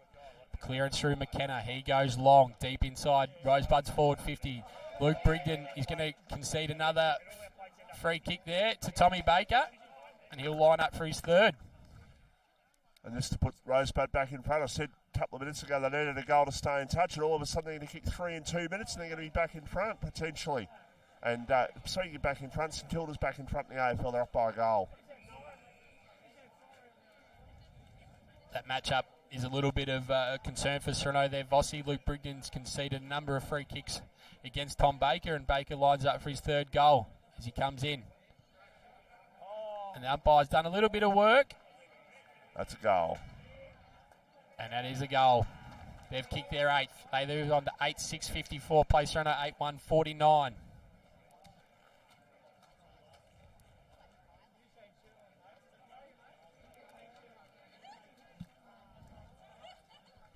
Crowd is just filling up at the moment, Michael Voss. Nearly 15 minutes gone in the second quarter here. Beautiful conditions at Olympic Park on Easter Saturday. It's right by the umpire. Sorrento looking to get the centre break. Rosebud all of a sudden have found a little bit of speed, and they've found a little bit of confidence, and all of a sudden they find themselves 5 points in front. They look to get off the races end, but tackled and put back into their place. Quick kick out of the pack. It'll be marked. And it'll be marked on this occasion by Jared Williams. He plays on with the kick out towards the small scoreboard. Now the kick goes up towards half forward. Ball at 55 metres out from the Rosebud goal, and the ball goes out of play, I think, for boundary throwing. It looks like Chris Baker's changed jumper numbers. He's got the 6 on now, Vossi. Who has? Sorry. Chris Baker. Chris Baker, okay. So umpire throws this in. Close to the forward 50 for Rosebud on the far side. Clearance from Miles Paholke. Ball, Marcus Gardner picks it up. He goes to Johnny Crode, who just throws the ball on the boot. And Cumming has juggled that 1, 2, 3, 4, able to take the mark. He looks to switch the ball, looking for Gianpaolo. Right at centre half back for Rosebud. He goes in the middle of the ground and he's found Maynard. He looks to move the ball forward. He's going to find another player there in Williams. He turns and goes. He looks for Tom Baker, who's on fire at the moment, but he's not able to find him. James Brigden's going to rebound from the defensive 50 for Sorrento. He just throws the ball on the boot. They've got a couple of players out here. Vossi, Polky just sitting at the back, over to Curtis Bywater. They're going to handball it on to Rourke Fisher. He strolls in and kicks another goal for Sorrento. That was just too easy with their transition, Michael Voss. Yes, and I actually just wonder what happened there, because Curtis Bywater went for the mark and put his hands down as if he short-armed it. But I'm thinking that was actually a comment by maybe Rourke Fisher there, just to say, leave it. It's gonna work out okay, because I don't think he's the sort of man that'll go, and I'm going to pull out of that. It was a mark he should have taken, but the ball kept coming, and they got the goal, which all's well that ends well. Well, they had two out the back, Vossi, so I think that's why he wanted to just get the ball on, moving forward, and they had the numbers streaming forward and able to kick another goal.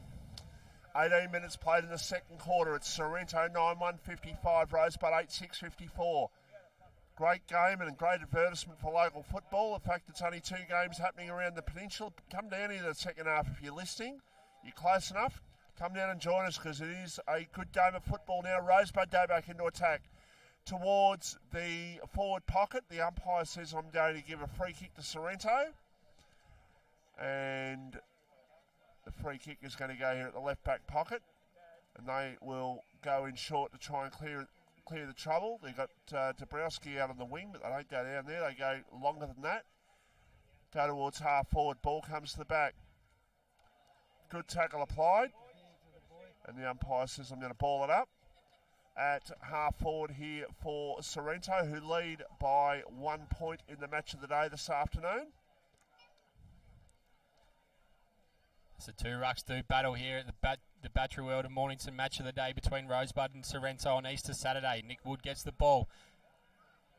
He's just looked to get the ball on the boot. McKenna takes the mark. He throws his head back looking for a 50 metres, but none forthcoming. The umpire's called him to play on. He gets himself into a bit of trouble. They're going to turn it over here, Rosebud. Sorrento have fought hard to get the ball back. And there's going to be another throw up right on the 50-metre line in the attacking side for Sorrento. Liam McKenna just asking umpire why was he told to play on. The ball's thrown up quickly. Wood just burst through the pack. Bywater, he's stripped of the ball. His body's going in everywhere here, Michael Voss. Nick Wood tries to barge through, but he's unsuccessful, and the umpire's going to throw it up once again.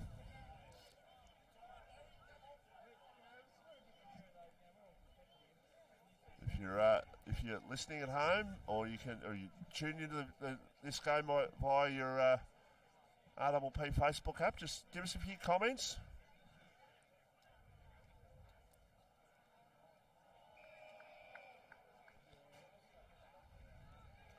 Going to have yet another stoppage inside forward 50, Vossi. This is another one of the very good grounds on the peninsula too. Absolutely. The reason why the finals get played here. The umpire throws the ball up. Hughes and Cumming do work. Hughes just tries to burst through. He's dispossessed. Fletcher Huswaite just burrows through and gets the ball out to Matty Baker. He looks to drive it long towards the wing. Young Fisher takes the mark out there on the far wing. He looks to get and go. But Rosebud have got players streaming through the middle here. They've found one through the services of McNair. He looks to go long, looking for Tommy Baker. But James Brigden takes a great mark in front of him, looking to play off his man and in front of his brother's man. He's trying to come out this way, but he's gone back. He's got Nick Wood against McNair. The ball over the back. Sean Downey picks the ball up. That's a great tackle, but he's slipped. He's dispossessed though. Marcus Gardner jumps on the ball. And the umpire's going to call a ball up. Gentlemen, just an 70 updated metres score out. for you, AJ, for Premier Traditional Homes. Stone Cats well and truly in front of the Pines, 55 to 16. So the umpire, the non-officiating umpire, has called a free kick to Daniel Hughes here in the ruck contest. He looks to go long, front and centre towards Nick Corp. Lee Polke over the back, he handballs it off, looking for Shannon Gladman. He tries to get past his opponent. Zach Burns just overruns the ball. Just bouncing around. Shannon Gladman throws the ball on the boot. That'll be a Rosebud free kick for out in the full. Vossi deep in Sereno's forward 50. Yeah, kick to come in from right back pocket. Going short, mark taken by David Cohen. Who's got it? He goes in short. It's trying to chip the way out of trouble. Mark's taken. Now kick out towards Robbie Boss, who's got it on the left half back flank. Basically defensive 50. Long kick. Mark taken by Stephen Cumming. Who's got it? Gets a hand pass over towards Baker. Long kick towards half forward. Mark taken by Fisher. He got the one-on-one contest. Baker, can he get to the ball? He's not going to get to it, but the man who did was Bryce Gibson. Now what's happened? It's gone through for a behind, and Sorrento have entered the ball back in from the behind quickly. They've found Shannon Gladman right up on the wing. He's not able to take that cleanly though. He's got James Brigden there for assistance, who now has it. He's running down the wing. He's going to drive it long inside forward 50, looking for Paholke of the Miles variety in that time. Through comes Parker, looking to just pull his way through there. Rosebud able to just defend that through Giampano, and he finds one. But they've now found Fletcher Huswaite on the half-back flank. He goes back out wider with a bit of a high ball there. And Rosebud just looking to slow the play down a bit. We've had nearly 24 minutes gone in the second quarter here at Olympic Park. The ball's just chiselled down forward. Sorrento able to get the turnover. James Hallahan runs past Zach Burns. He's able to look for Nick Corp. He's outnumbered 3-1, but he just tries to get the ball forward. He has a fresh airy, although he's able to just get a stoppage, and the umpire's going to throw this up on the forward flank. In Sorrento's attacking 50. Vossi just outside there. A goal either way before half-time, very important. Scores level at the moment. Sorrento looking to get the ball forward. A high kick by Marcus Gardner towards the top of the goal square. Is that a mark? I think it is. Paholke. There's your Bridgestone Select Mornington mark of the day contender, AJ. Yeah, well, it wasn't a bad one. On his chest as per usual, Vossi. Well, the fact that he was up in there, he had to jump into it, and he's come down with it. So there's a contender. He'll line up to get Sereno's 10th goal of the game. Usually a pretty reliable kick, Lee Paholke, but we put the commentator's curse on him. Has the shot. He misses. Sorrento lead by a point. Just going back to that incident with Bryce Gibson before. Bryce Gibson running the opening goal. Tom Fisher as well in the Sorrento defence. I assume we're a long way away, but I assume he kicked it off the ground. Obviously he didn't. Obviously it was rushed through, and Sorrento swept it out of trouble. Yeah, it looked that way, Vossi, but obviously, we are a long way from the goal square. Here is the Rosebud player just about gets run down in the defensive 50. They've turned it over. Gladman over to Paholke, back to Gladman. He throws it on the boot, and he kicks a great goal from the boundary line. That's a Bridgestone Select contender. We're going to go with mark of the day and goal of the day for Bridgestone Select today. I've made it up. I'm happy with it. Let's give him a bit of love, boys. There will be a goal of the day sponsor coming on pretty soon, but we don't have one as yet. I know it's in the pipe work, so let's go with Bridgestone Select. Give him a bit of love. And Sorrento have got their 10th major on the board. 10-2-62 plays Rosebud 8-7-55 for Premier Traditional Homes. Michael Voss. Yeah, so what are we looking at? About 3 minutes to go on the quarter. Or is that, actually, that's not. That's the time, not the time to go. How long we got to go on the quarter, Sus? president's giving you nothing down out the back there, Vossi. He's given me absolutely nothing. So a long kick towards half forward, and good tackle applied. There shouldn't be too long to go. It's 26 minutes in, and it's been far less goals scored than what there was in the first quarter. Ball knocked towards the boundary line and goes over for a boundary throw-in. There's about a minute to go in this quarter, Vossi. Yeah, what did we have? We had 11 goals in the first quarter. We've had 7 this quarter. I would expect, probably a 28-minute quarter. I reckon you'll be just about spot on. Not often wrong, Michael Voss.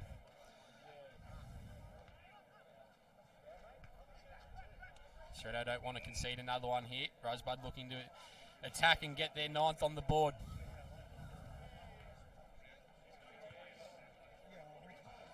In front of a big crowd here on Easter Saturday, Bossy continues to grow. Hallahan just brushes off Nathan Ryan. Zach Burns is going to throw the ball on the boot, looking for Bywater. He looks to take it towards the boundary line. Parker, he's dispossessed. Oh, the umpire's just picked a free kick out here. Parker didn't even know he was awarded that one there, Vossi. Umpire Rowan David has just given that free kick. Been around a long time as Rowan David.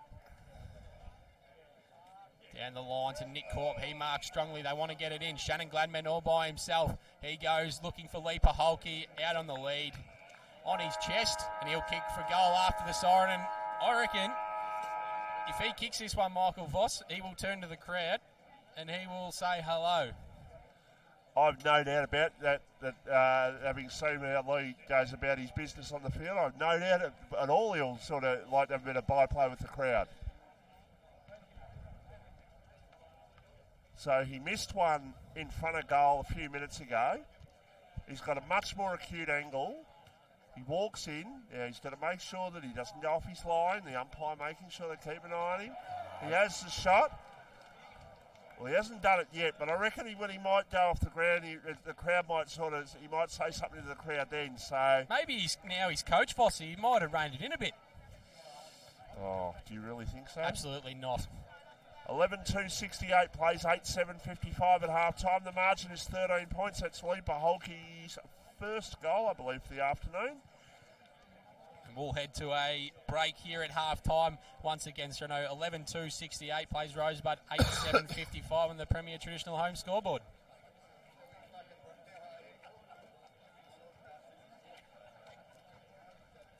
Gentlemen, just before we go to the break, just that half-time score in the AFL. St Kilda 6-7-43, Gold Coast Suns 6-1-37. They'd be very close to being back on the field. And I think that game is at Marvel Stadium this afternoon. From memory, yes, it is Marvel Stadium. And we're trying to get an update for you. Stonecat's well and truly in front of the Pines, that last score update we're ready to take a break, and we'll be back with our halftime summary soon. Need your property painted, but you don't want to just trust any painter with your asset? Give Wow Factor Painting Solutions a call. We're based on the Mornington Peninsula and specialise in high-quality painting solutions. We are proud members of the Master Painters Victoria and the Dulux Accredited Program. For a free quotation, visit wowfactorps.com.au or call 0475 448 285. Wow Factor Painting Solutions, the station sponsor. Everyone knows Australia has 4 big banks, but the 5th biggest retail bank is snapping at their heels. It's a bank that's been around for over 160 years, can be found in over 500 locations nationwide, looks after over 1.8 million customers, and is regularly voted one of the most trusted brands out of all the thousands of brands in Australia. Who is this fantastic number 5? Yep, it's Bendigo Bank. The better big bank.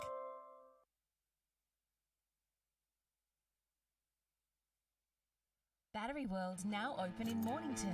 We know batteries. We know our 75 D23Ls from our DIV1 LHs.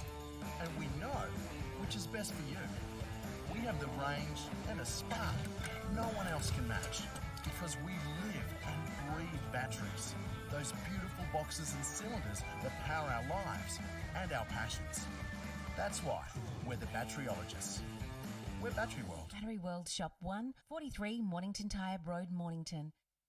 More and more people with a taste for quality are shopping at Eliza Meats. Kevin and his lean team pride themselves on the finest cuts, from juicy steaks and roasts to high-grade mince and sausages. And Eliza Meats are the gourmet specialists. Inquire about Eliza Meats Spit Hire. Phone 9787 4473 for a mouth-watering meal fit for a king. It's all at Eliza Meats. See our sponsor Kevin at Eliza Meats, 112B Mount Eliza Way, a station sponsor.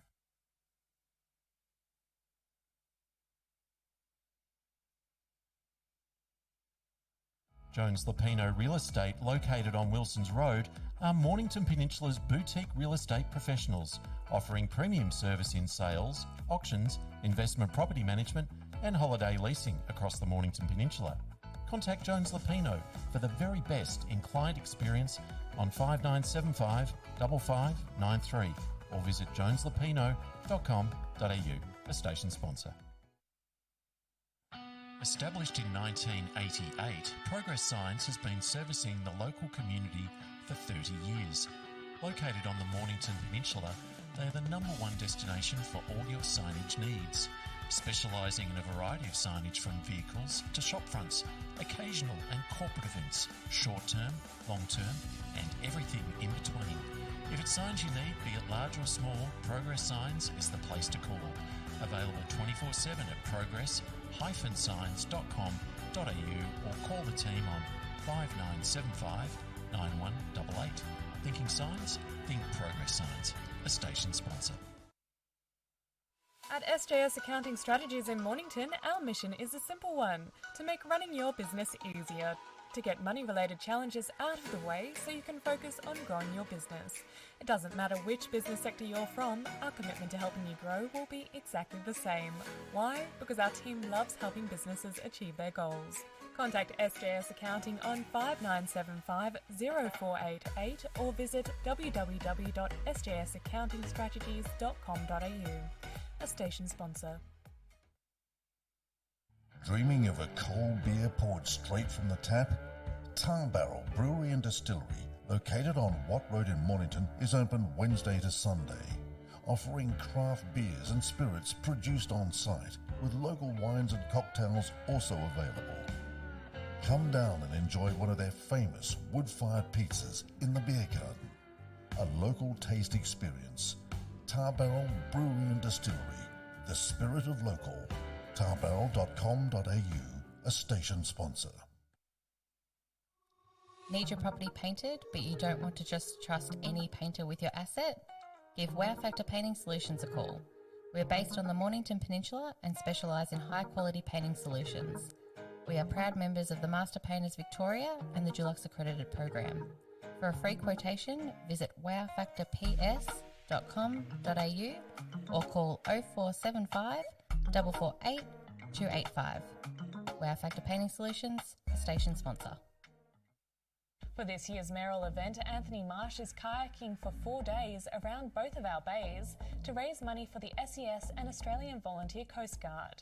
Starting at Mount Eliza, Mayor Marsh will stop at 25 townships along the coastlines of Port Phillip and Western Port Bays before finishing at Uringa Boat Harbour, a trip of around 100 kilometres. Total. So I'm not a kayaker. I enjoy the water and I enjoy kayaking, but no, this will be a definite challenge for me. For more on this story and for all of this week's news, just click the link. Everyone knows Australia has 4 big banks, but the 5th biggest retail bank is snapping at their heels. It's a bank that's been around for over 160 years, can be found in over 500 locations nationwide, looks after over 1.8 million customers, and is regularly voted one of the most trusted brands out of all the thousands of brands in Australia. Who is this fantastic number 5? Yep, it's Bendigo Bank. The better big bank. And welcome back to our coverage of this afternoon's match, Mornington Peninsula Football League. We are at Olympic Park in Rosebud. It's Easter Saturday. We're live on RPPFM and also through our socials, our Facebook page and our website. There is a huge crowd in attendance on what is a beautiful day, especially for April and for Easter. and the crowds have certainly come out to enjoy what's been a pretty good game so far. It's very close at half-time, and AJ, dare I say it, a much better game than we saw yesterday. Yeah, absolutely. It's a lot more highly skilled. It's been played at a frenetic pace, and I think that's it's why it's been a really good, tight contest, and both sides are looking to attack pretty quickly. Vossi, just as you've scoffed that bacon and egg down, you're ready to go. You're rubbing the hands. You've had a couple now. Yeah, what's the rating on that one? Same as before, 9. They were great. Pass that on to the ladies from the netball club. Did you give them feedback, did you? I'll give them feedback. They're working pretty hard there today. No, they've done an awesome job. I tell you what, you've got a lot to live up to, clubs on the peninsula. They are very, very good here. Cheese was the secret ingredient on the bacon. And the rolls being soft as well. You have the nice soft rolls. There's ways you've got to do it. And that's how you do it. The nice soft rolls. Don't leave it sitting too long. And just bang, you got yourself a winner. Now, Vossi, let's get you your take on the game. Not just the bacon and egg roll, mate. What do you reckon? Jeez, I thought that's the only thing I was here for. Look, it's been an interesting game. It's been a game that's sort of ebbed and flowed in terms of who's dominated. Like Sorrento kick a few goals, Rosebud and answer with a few themselves. Sorrento kick a few, Rosebud and answer with a few. It's been that sort of game. Like Rosebud Sorrento getting the last couple of goals in the first half. And that goal after the siren of Lee Paholke certainly helped their cause to extend that margin out to 13 points. But it's been a good game so far, and let's hope that the game is going to end up in a reasonable state in the second half. And well, there's one or two people not very happy with the way things are going out in the field in terms of 20-18, I believe. AJ, do we mention that? No, we don't. Well, you can if you like, Vossi. I'll let you go with it. I know Nick Gill very frustrated coming past and just saying, "What's the free kick count?" We've got no idea. I don't think the umpiring has been bad at all. I think it's been a good game of football. I think early, it's probably not. Wouldn't say they were bad, but they were just red hot on things. So, they were paying the ticky touchwood ones early just to get into the game. Vossi, they let it go a bit in that second quarter, and the flow of the game was pretty good. But who do you have at the moment for your Jones Lupino best on ground?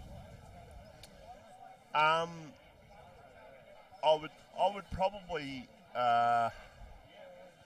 say it's a really hard thing at the moment. Look, Rourkefish has showed up all right. Miles Paholke's been good.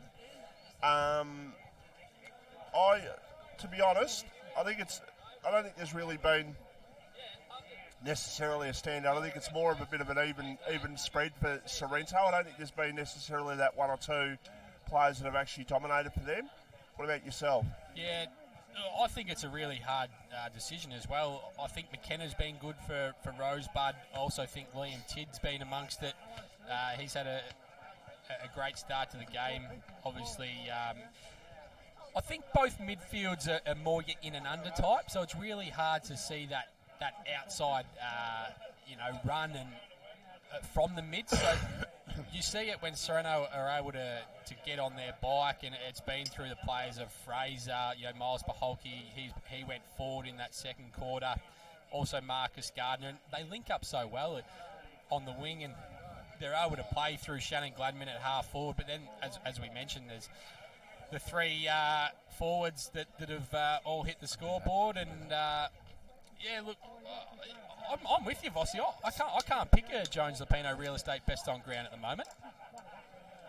No, they're going to become a bit more clearer. But as far as Rosebud are concerned, obviously Tommy Baker's kicked 3 goals, has he, in the first half? He's had a good start, but he hasn't necessarily been a dominant player. He had obviously a very good start, taking 2 in the first few minutes of the game. But yeah, it's just been one of those games that we haven't necessarily had the standout. And as you mentioned, boys, very high quality game, and you can really see the difference between the two divisions, seeing the game yesterday and the game today. Well, I think you see it purely and simply because of the depth of the players. You look at both sides, and I know that Rosebud have got a number of young kids come in, but Nick's got them, drilled to their game plan, and that's what he expects of them, and that's what he gets from them. But then you look through the Sorrento lineup, and you've got stars throughout the whole lineup. Whereas I guess Rosebud have probably got more role players, but their role is significantly backed up to the coach's game plan, isn't it, Vossi? And Nick brings that. As a coach, he brings that to any side that he coaches. It doesn't matter if they're not as skilled, or when you look on paper, it's probably not as strong as Sorrento, but whenever a Nick Jewell coach side is playing, you know that they can match it with anyone on the day. Yeah, I mentioned his frustration before, what he considers, and listeners, what he considers to be a discrepancy with what the figures might be in terms of free kicks. This game, I think the overriding factor for Nick at the moment, he's frustrated because they conceded a late goal. He is very determined to win this game. He would end this game and he'd go, right, when the fixture comes out, when do we play Sorrento? I want to beat them. This means so much to him because obviously he's been there before. That's where he's coming from. And Nick Jewell's a quality operator, and he'd be doing his damnedest to try and get the job done. And Rosebud need to help themselves here because Sorrento kicked 11 goals too. 11-2, 11 out of 13. Rosebud have 2 more scoring shots, but have only kicked 8 goals, just over 50%. They need to help themselves by kicking goals that they should be kicking. Is that half a volatile Vossi coming out in the halftime show? Not quite, but volatile Vossi will be back on the footy show next week, and let's just say that no one's immune, and we look forward to it. It's a juggernaut of a segment, as we all know. Just a question without notice. Sorrento, one of the favourites on this performance today against Bond Beach or Frankston Bombers? Not on this performance today. I think I'm going to sound biased as it is, because obviously, that's the home club that I've been associated with. But when you look through their lineup, I think that there was people I was speaking to throughout the week, and they looked through the lineup and thought, they're definitely going to contend. But what Rosebud do really well is play to a game plan. So last week's showing, they obviously were fairly touched up by Red Hill. A number of young kids, I think they had 6 debutants. So I don't see this necessarily as a bad performance from Sorrento. I just think that Rosebud have lifted. They're at home. They've got some experience back in with the Baker boys, and they're playing to their plans a lot better. And just to clarify what I said there about not on today's performance, they've kicked 11 goals. They're doing a lot right. But this is going to sound bad.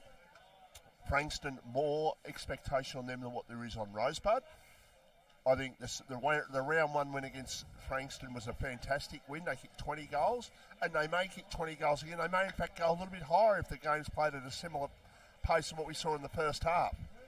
But I'm suggesting that maybe the first game against Frankston is probably they'll be more happy with that at the moment. Oh, absolutely. I think when you talk about it that way, there's no doubt that they would be much happier that they were able to beat Frankston Bombers by 7 goals. But what they do really well, Sorrento, is that they've done it for a number of years, and they've sort of had sides play with them for a half, and their third quarters have always been renowned as their strong quarters. Vossi, I don't know, they've come out after half time, and whether they get a rocket at half time or whether they look each other in the eye and they just get back to the basics, because they do play frenetically with their high skill game, and it's not like they're playing a frenetic game, hacking the ball forward, unskilled, and things like that. They know how to play. As I mentioned, they're only taking 3 to 4 possessions to get from their back line deep into their forward line, and I just think that Rosebud's been really good around the ball, and they've just got bigger bodies, and they want to create contests, whereas Sorrento obviously do the damage on the outside with their skills. It's certainly been a high quality first 2 quarters. The umpires are ready. Nick Jewell decided to keep the Rosebud boys in just a little bit longer, and we're pretty close to a start in quarter 3. But when you look through the Rosebud list, though, as well, Vossi, it's got stars down it, like Fletcher Huswaite. He's a great young player. Sean Downey's one of the best mids in the comp. You've got Chris Baker, who is the next captain of Mornington. Gianpaolo and McKenna both had, I think, VFL experience. Zach Maynard, another young star of the competition. Tommy and Matt Baker, who are now, deep in their 20s, and they've played well over 100 games of senior footy. So they've got a great list as well. I'll tell you what, though. Nick Jules is walking past us. He's a one-focused individual at the moment. He's just got a shake of that grey hair, and it's certainly he's gone grey all over the last year, Nick, hasn't he, Bossy? Oh, look, we're all getting older, aren't we? I've got a few grey hairs as well, so... Yeah, but I like to rub it into Nick. I tell you what, if they can get a win on the board, he'll celebrate it tonight. I tell you, if they can somehow get above Sorrento on the scoreboard by the end of the day, but like I said, they need to hit the scoreboard. 8 goals out of 15 on a day like this, as opposed to 11 out of 13. There's the difference in the game. Here we go. Start of the third quarter. Apologies for the voice this afternoon. It's still very sore throat there. So as the ball is going to be taken away for Sorrento, can they get an early goal to start the third quarter as they have the other two? They may do. They look like they're going to. They get the snap and they will get, just a point. They're going to score inside about the first 15 seconds there, but just put a bit too much check on that, and the ball goes through for a behind. 11-4-70. Sorrento, 11, Rosebud are 8 goals, 7-55. We're live here thanks to Battery World of Mornington. Big crowd in attendance this afternoon. It's a bit of a concern that Sorrento's been able to score within the first minute of every quarter, Vossi. Well, obviously, the set play that they went with at the start of the game for Sorrento, getting the ball down the way they have, they've tried it the other two quarters. It's worked both times, AJ. As Daniel Hughes takes a strong mark, he looks to play on. He handballs the ball over to Liam Fraser, who finds Nick Wood. Is it just me, or as Hughes looks so much fitter? He looks fitter, way fitter. Absolutely. He's a big lump of a lad, Vossi. And that's not to say he was overweight. I'm just saying he looks... Yeah, a bit thinner. Yeah. Yeah, rather than, I guess, the big, bulky sort of frame. As Nick Wood is lining up for goal. He's not going to quite make the distance. The ball just bounces at the top of the goal square, and that's rushed behind from Maynard. Sorrento have now got their fourth behind on the scoreboard. They move in 11-4-70, plays 8-7-55. Vossi. Margin is 15 points. Rosebud looking for that all-important first goal in this second half. Mark taken. And a good one at that taken by Matthew Cumminghurst. Kicked the goal this afternoon. His defensive side of centre wing. He goes with the kick up towards half forward. Two players might have spoiled each other there for Rosebud, but it comes down to Sean Downey. He leads, or he goes to the leading forward in Tom Baker. The ball comes towards him. And they've got to try and clear it out here, Sorrento, and they do. And they will through one bounce, two bounce. I think that's Miles Paholke who's got it with a third bounce.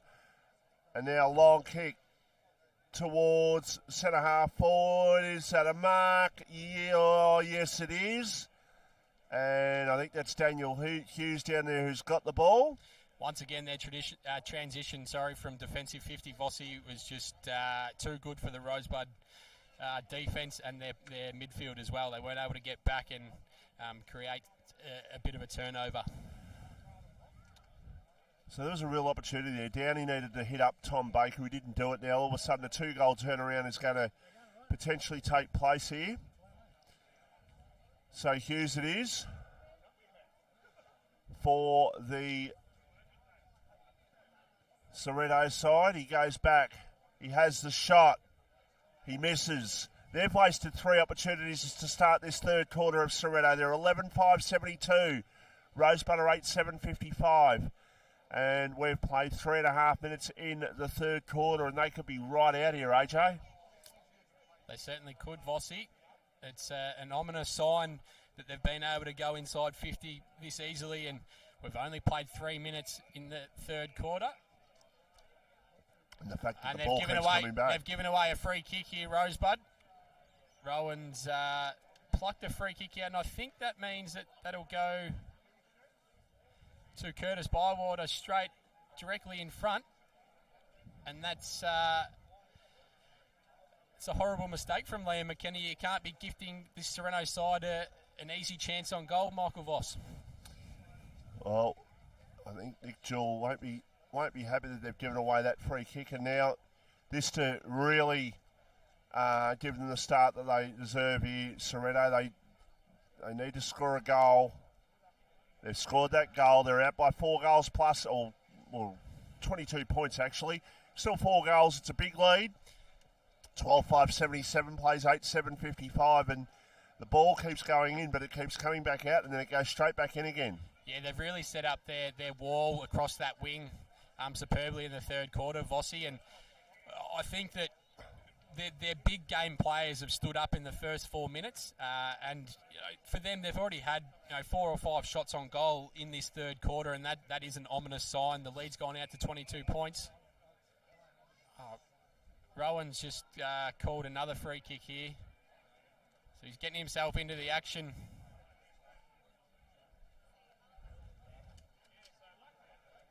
So it's Rosebud with a long kick towards full forward. They need to answer with a goal of their own.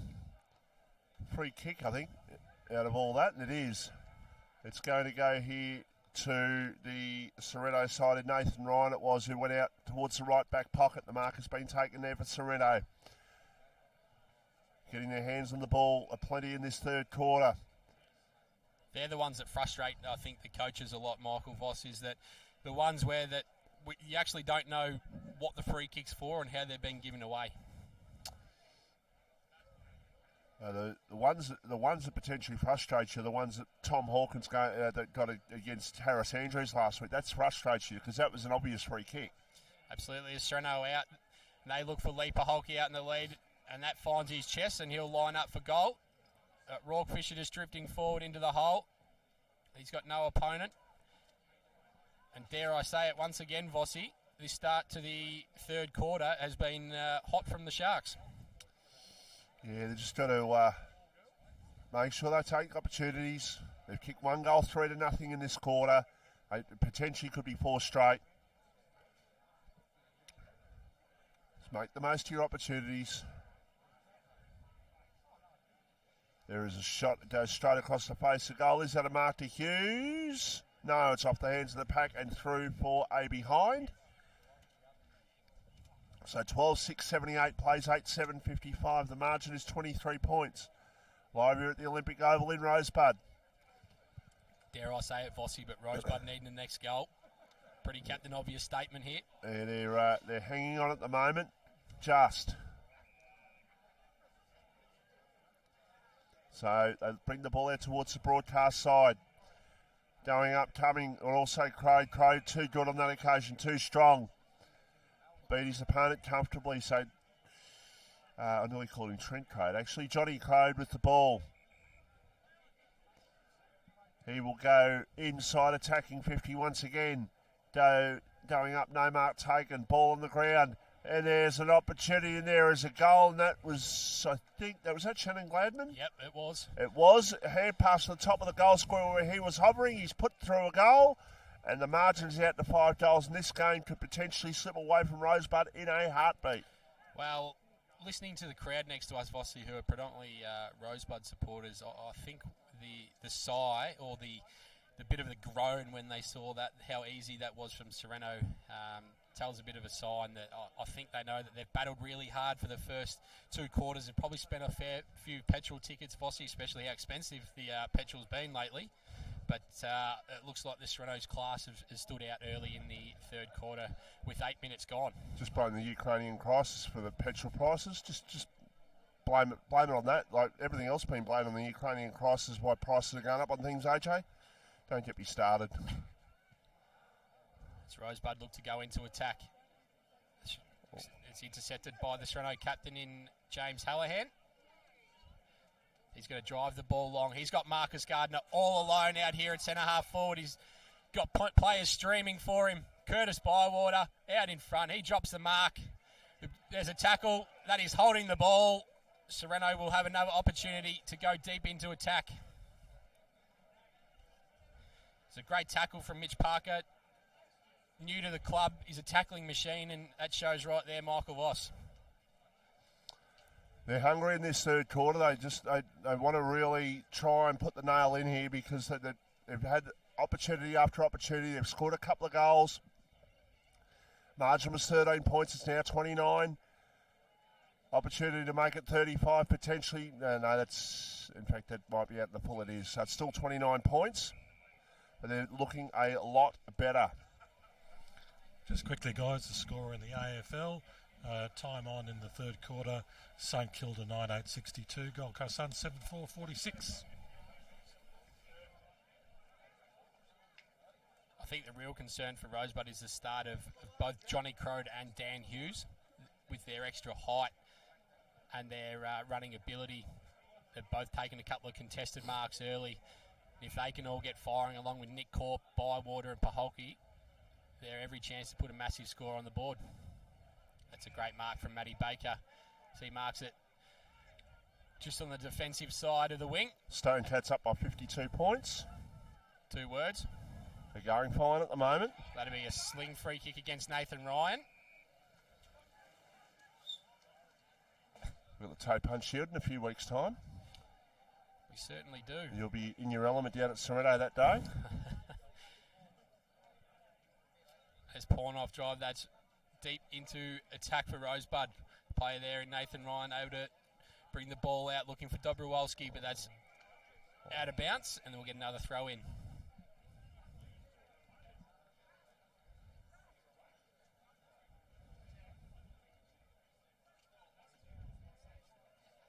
What do Rosebud need to do here, Michael Voss, to get back into the game? Well, they need to hit the scoreboard for one. They need to make it harder for Sorrento to go from end to end. At the moment, Sorrento just seem to be doing as they please in the early part of this quarter.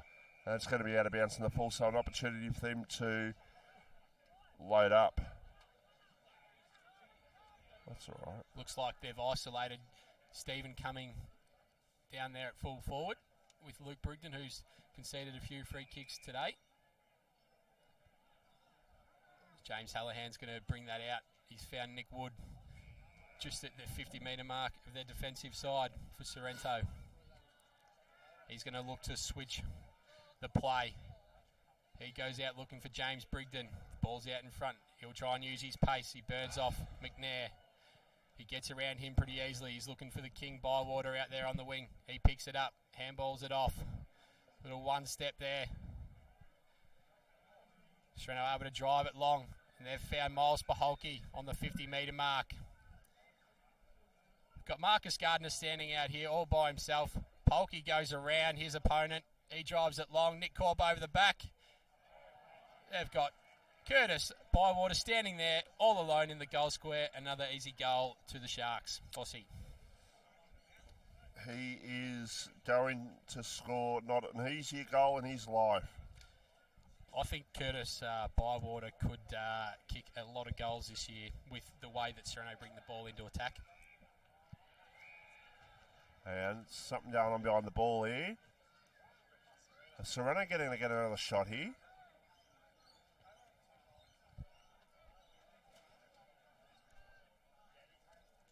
I think they're going to get another shot, AJ. So that goal will be scored to Curtis Bywater, so that counts. So they're 14-6-90. And that's creeped up very fast, that scoreboard, Vossi. They're now starting to hit goals, where the first 3-4 minutes they scored 3 behinds. Now they've scored goals since then. And Bywater drives that, and he just salutes the crowd, Michael Voss. He's pretty happy with himself, and I reckon he loves being a Shark. Tell you what, he... started with 5 last week. He'd be up to 4 this week, I reckon, Vossi. He's got 4. And he's gone down again.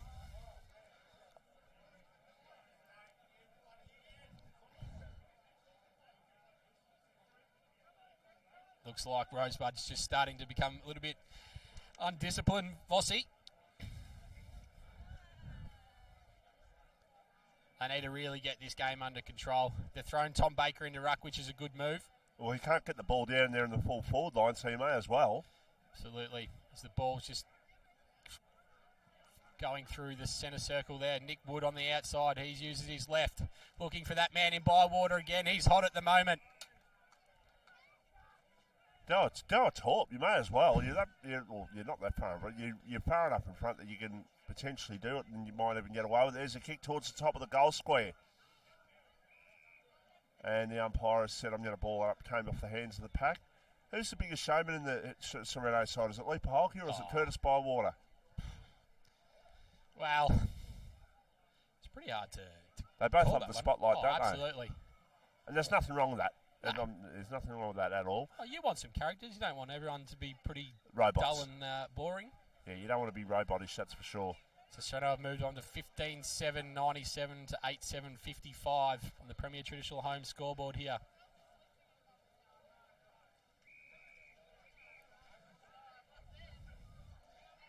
Rosebud are going to bring it up to the win, looking for young Fisher. He's had a couple of good moments in his first game. Sean Downey kicks this one inside forward 50. Downfield. Did the umpire dig for the book then? Did he? No. Or dig for a card? I think he signalled a holding the man free kick there, Vossi. He seemed to be going for his pocket, that's all. This bloke is going to absolutely make a mess of this. I can see someone absolutely getting a car whacked. He's laughing his way through it, but he's got no idea what he's doing, that bloke. I drive better and I've had a stroke. God, give me the keys. I'll fit you in that spot. 40 metres out directly in front. And then a goal. They've missed. Disappointing from Matthew Cumming. They really needed that just to stem the momentum.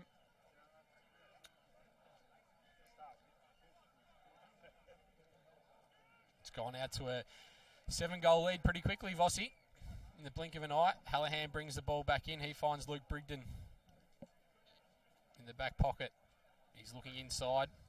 He'll be forced to go down the line. He goes long, looking for Nick Corp in a one-on-one. He takes the mark against Maynard. He's going to get run down, though. Great tackle from Sean Downey, who looks to have hurt himself in that tackle.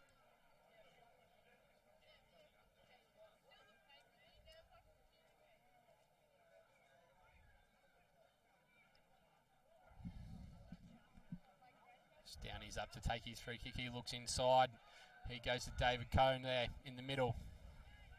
He rolls around, gets past Daniel Hughes. He goes driving inside forward 50, but the Sorrento ruckman in Johnny Crow just drops back, takes the easy mark, and he looks to go out to Liam Fraser. He throws the ball on the boot. He's looking for Nick Corp again. Sean Downey gets the ball. He just handballs over the top. He just gives it up, though. It's just stagnant just along the line there. They've got the Sorrento players there in Miles Paholke. He goes long, looking for... Sorry, that's Miles Paholke there taking the ball. He looks inside. He goes on his left. He's looking for Big Dan Hughes, but a great mark, intercept mark from Matty Baker. He's been good for Rosebud today, Matt Baker, Vossi. He has, and they need a few players to go with him at the moment to try and get back into this game. All of a sudden, this game has just switched away from them. I think they led 8 goals to, I think it was 8 goals each, and Rosebud have conceded the last 7 goals in this game. In the AFL, it's 62-46 at three-quarter time in favour of the St Kilda side. Jack Hayes probably playing another good game there for Supercoach followers. On 86 points at three-quarter time, which is great. Money-making machine is Jack Hayes so early in the season. Ball picked up there for Sorrento by Brown. Goes to the high kick towards half-forward. Ball goes off the hands of the pack and over the line for a boundary throw-in.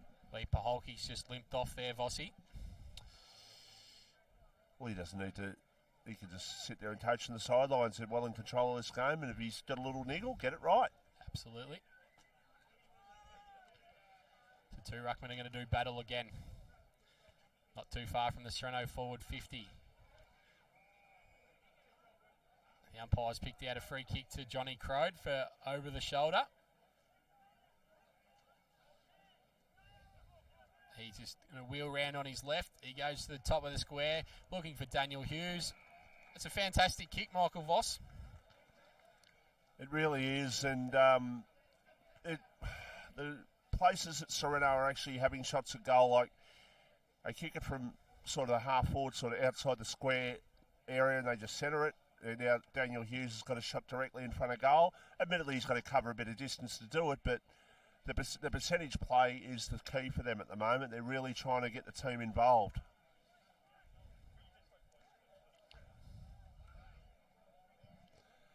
So Hughes, he'll kick from 35. He has a shot. He puts it through for the goal, and the goal has been put through. There's a fly annoying me, AJ. You can have him. 16-703 plays 8-8-56. And just for Johnny Beswick, who's there on his phone, he hasn't even looked up, but that is the whale who's just walked through with the world's largest calves. And the biggest limp. So take note, Mantis, when I need something from whale, that's who it is.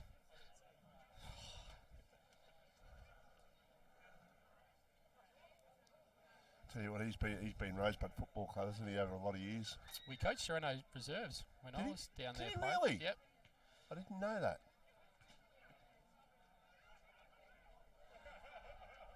This could potentially blow out. We've just gone into 20 minutes in the third quarter. The margin is 47 points.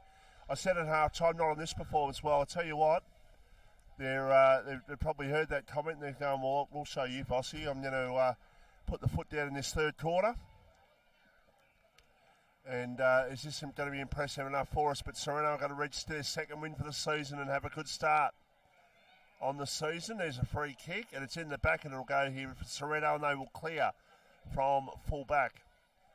That's been their impressive thing today, Vossi. They've always had guys out presenting forward, and they're able to run onto it, and they've just entered the forward 50 far too easily. It's Hughes. Throws the ball on his left. He goes long, looking for Bywater. Over the head of Bywater there. He's back onto it. Rosebud need to get this through the behinds. They can't do so. We'll get a ball up.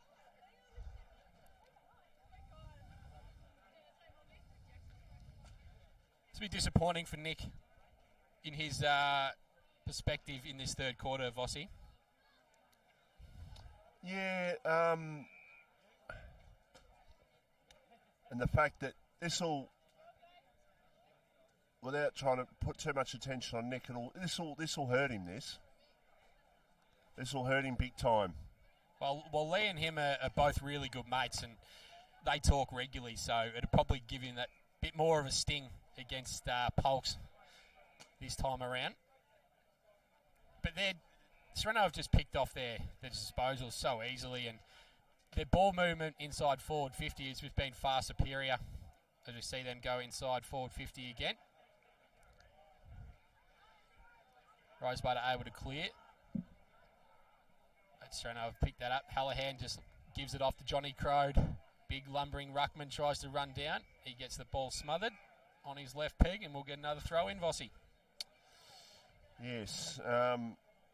It's annoying. Not happy with the fly situation, No, Michael I'm not. Voss? No, they're attacking me big time at the moment. Probably know that I can't really slap with my right hand at the moment.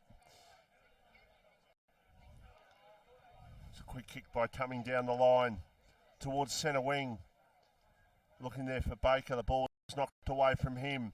Now it's picked up once again by Baker. He gets a hand pass over, and now another one ends up with Giampaolo. Goes in short with the kick. The marker's taken a centre half forward. That might be 50. No, not to be. They play on from the mark. They're going to kick a goal. Are they? No, not quite. Through for A behind. I think that... There's a few Bronx cheers there, Michael Voss, with the Rosebud scoring behind in this quarter. The player who took the mark hand passed the ball from his knees. Now, that's not what I would call right. I would have thought you've got to get up and actually kick the ball over your mark, not hand pass it off. What are your thoughts? Yeah, I would have thought you have to, but especially with a free kick. As Tommy Baker has the ball, he wants to drive it long. He's looking for Matthew coming down there, who's been pretty effective for Rosebud. Sorrento able to clear through the services of Dobrowolski. He has a bounce. He's exited the defensive 50. He looks up towards Curtis Bywater, who's been fantastic once again today. Sorrento able to go deeper into the forward line. Paholke and Gianpaolo do battle. Paholke just wants to escort this out. He's wrapped up, and it's been released. And we're so far away from that Vossi, it's pretty hard to pick up who's got it. But Rosebud go inboard. They've turned it over once again. Zach Burns, they're looking forward, looking for Lee Paholke. He's returned to the field. And he'll have another set shot, looking for Sorrento's 17th goal of the game. Currently 8-9-57, plays 16-7-1-0-3 on the Premier Traditional Home scoreboard. Lee Paholke's passed that one off. Looks like he's found Nick Wood there in a better position in the forward 50, Vossi. But from here, does Nick Wood remind you of Lee Treeby a fair bit without the sleeves? Minus maybe the tattoos as well. Lee Treeby, what a player he was.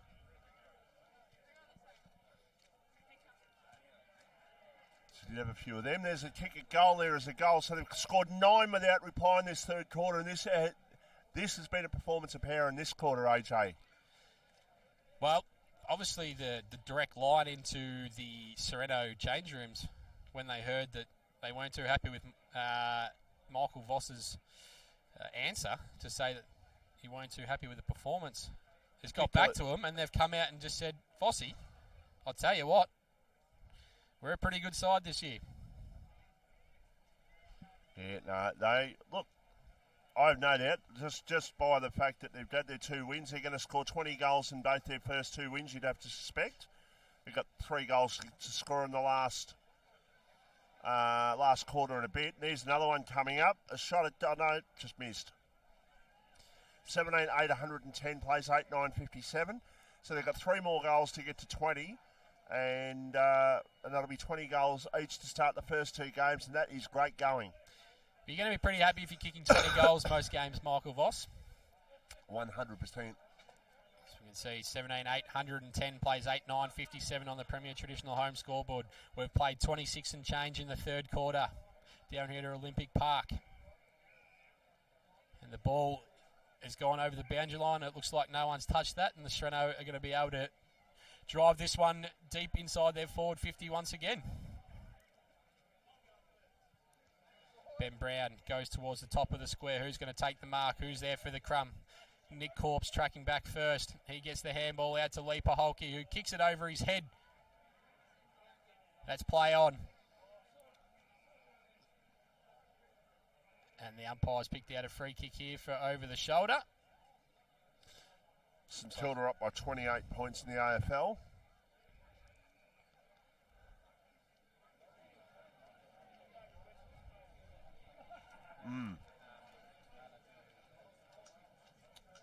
As Rosebud get up to the wing right in front of the scoreboard there. They don't want to look at the score currently though, Michael Voss.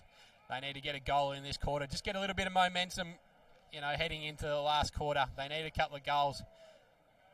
Rourke Fisher's just dropped that mark. McKenna goes long. He's got the runners there for Rosebud. Looks like Sean Downey. He does a little pirouette. He needs to inspire his team. And he's missed to the near side. Just under 90 seconds left, guys. Well, can they get one more for a 10-goal quarter, AJ? Oh, the way they've kicked the ball in from the back line today, Vossi, they're every chance to, as Nick Marston takes a strong contested mark there against Sean Downey. They look to just slow this down. James Hallahan has the ball there in the defensive 50. He looks wider, looking for Ben Brown. He looks to roll on his left. He's passed it up there to Taj Barber, just directly in front of us on the wing here, Vossi at Olympic Park. He looks inboard. He's got Nathan Ryan, who drives the ball on, looking for Miles Paholke, too strong in the one-on-one against Josh Fisher. And he looks like he's going to line up here, Vossi, for that 10th goal of the quarter. Vossi and AJ, they're just looking a bit flat-footed, the Rosebud side at the moment. I think what we mentioned is they spent a lot of petrol tickets early in the first 2 quarters, and Sorrento did a lot of fitness work over the pre-season as that one is coming back. It's hit the post for a behind. Yeah, getting back to that, Sorrento did it. They knew that from last year and their injuries, they had to do a lot of fitness work, and Polk's got a new fitness trainer on board, and by all means, a lot of the sessions involve fitness with a bit of footy stuff as well. But we'll always know them being a pretty good skilled side, but their fitness is making them look even better this year. Just looking at their run off the back line there, Rosebud were just a bit flat-footed, and you've got Sorrento there making handballs from stationary positions in the back line, which is easy footy. There is 3/4 time. The margin is 53 points with Sorrento 17,911, Rosebud 8,1058. That is on the Premier Traditional Home scoreboard. As a Sorrento person, AJ, just put us in the picture, like compared to when Luke Tapscott left last year, compared to where they are now. Just compare the coaches in terms of the game styles that both of them would implement. Yeah, I think.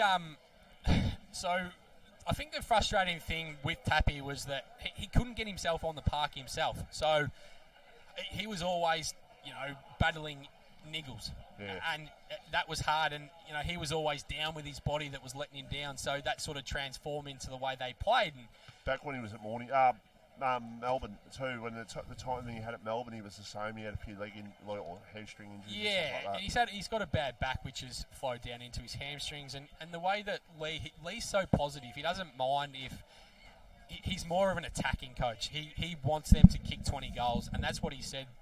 He's turned them away from being really defence orientated because their strengths of having 4 or 5 players up forward who can kick a bag of goals every week is going to win the games rather than their defence. So their attack out of the back line's fantastic. But I think overall this year they're probably much more well-rounded, and the addition of Johnny Crode in the ruck, that's probably the biggest thing that they needed. His cousin Lockie Crode battled really hard last year, won out, but Johnny's a superior player. He's come back from Palm Beach Currumbin. He's won the MVP up there, and he's dominated the first 2 games, and it just gives the midfield confidence. And when you look at this side today, you've still got to put Daniel Grant back in off half-back. You've got to put Mitch Hallahan back in on ball. They've got a young kid, Imo Jackson, who was probably one of their best players in the back half of last year, playing in the second. So they've got a pretty well-rounded squad. And the thing that I've noted this year is that, yes, they don't have under-19s, but what they've done is they've made a decision. They've canned it, and they've said to the under-19s that they're going to play reserves. They had 52 players training on Tuesday night. Mm-hmm. Sorrento have never had that. You would be lucky to have 20, 25. I'm saying this in a very nice way. When you win the first game and you beat a side that many consider one of the top premiership contenders in the Bombers, when you beat the Bombers like that, that will attract people back. And that's a good sign. It is a great number. But it also helps.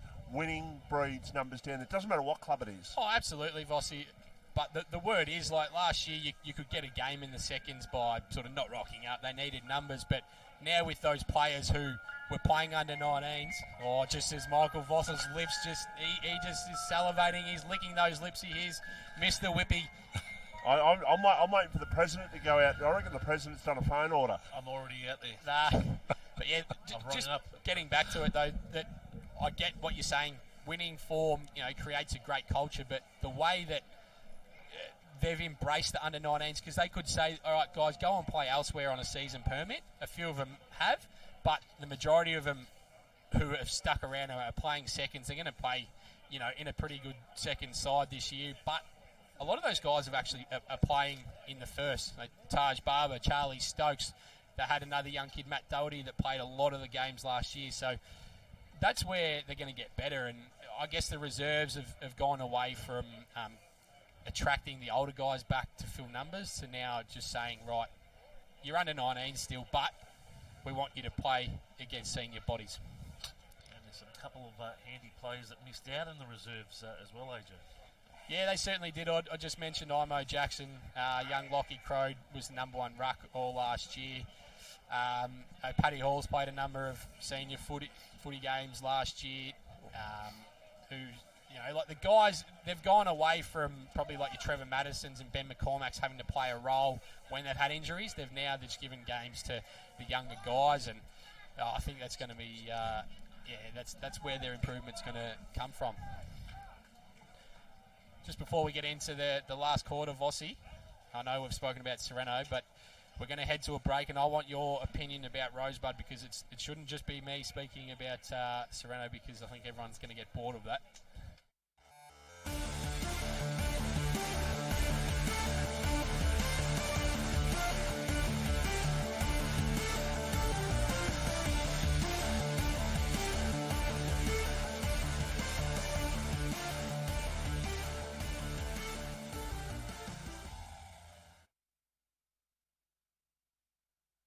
Everyone knows Australia has 4 big banks, but the 5th biggest retail bank is snapping at their heels. It's a bank that's been around for over 160 years, can be found in over 500 locations nationwide, looks after over 1.8 million customers, and is regularly voted one of the most trusted brands out of all the thousands of brands in Australia. Who is this fantastic number 5? Yep, it's Bendigo Bank. The better big bank. And welcome back to our coverage of the Mornington Peninsula Football League. We are at Rosebud for the clash between Rosebud and Sorrento. Just before we go back to the three-quarter time report, in the AFL, 18 minutes into the final quarter, St Kilda 11-8-74, Gold Coast Suns 8-6-54, and Bess has been out on the field, and we've got some news, I think, from the Rosebud huddle. Yeah, absolutely, Vossi. Matty Baker got him in pretty early, and they said that was a zero pressure quarter from Rosebud, and he's correct. He's showing a bit of leadership, bringing the young kids in. Nick's mentioned that they've got a choice to make this quarter. They're either getting their hands on the footy and they've got to reset, they've got to rebound from here, or otherwise it's going to be a more of an embarrassing loss today in a big game. I thought you were going to say he's going to go back to the days of getting the mouth guards and whatever at training, and I thought that's what you were going to say then. I was going to say, geez, I wouldn't have known that for a long time down here. Now, you want me to talk about Rosebud? I'll talk about Rosebud. Their first half was very good. They probably should have been in front at half-time. That goal after half-time that Lee Polke kicked probably didn't help their cause. They had more scoring shots to half-time. They've been well served out there. Like Liam Tidd started very well. The Cummings boys have been okay. Sean Downey's been all right. Tom Baker kicked 3 goals in the first half. Got some good players out there, but when you look at the opposition is, well, dare I say it, star-studded with it. And when you haven't got Daniel Grant, and you haven't got Mitch Hallahan in particular playing as well. Sorrento have got a power of riches, whereas Rosebud are a different thing in their development at the moment. And well, I've no doubt Rosebud will get better throughout the year, and this is an important quarter for them. A bit like Tyab yesterday, fight the game out. You don't want to go down losing by 15 or 16 goals. Fight the game out. We're 53 points down on the scoreboard. And when I say we, I'm talking about Rosebud's mentality here. We're 53 points down. What do? Let's not get beaten by 10 goals. So let's have, say, a goal grace that we might lose the quarter by, but fight the damn game out. Strap it about, Vossi. I'm going to let you start this quarter off, mate, after that. Last quarter. Here at Olympic Oval, Baker was tackled and he tried to get the kick away, but the umpire said, I will ball it up.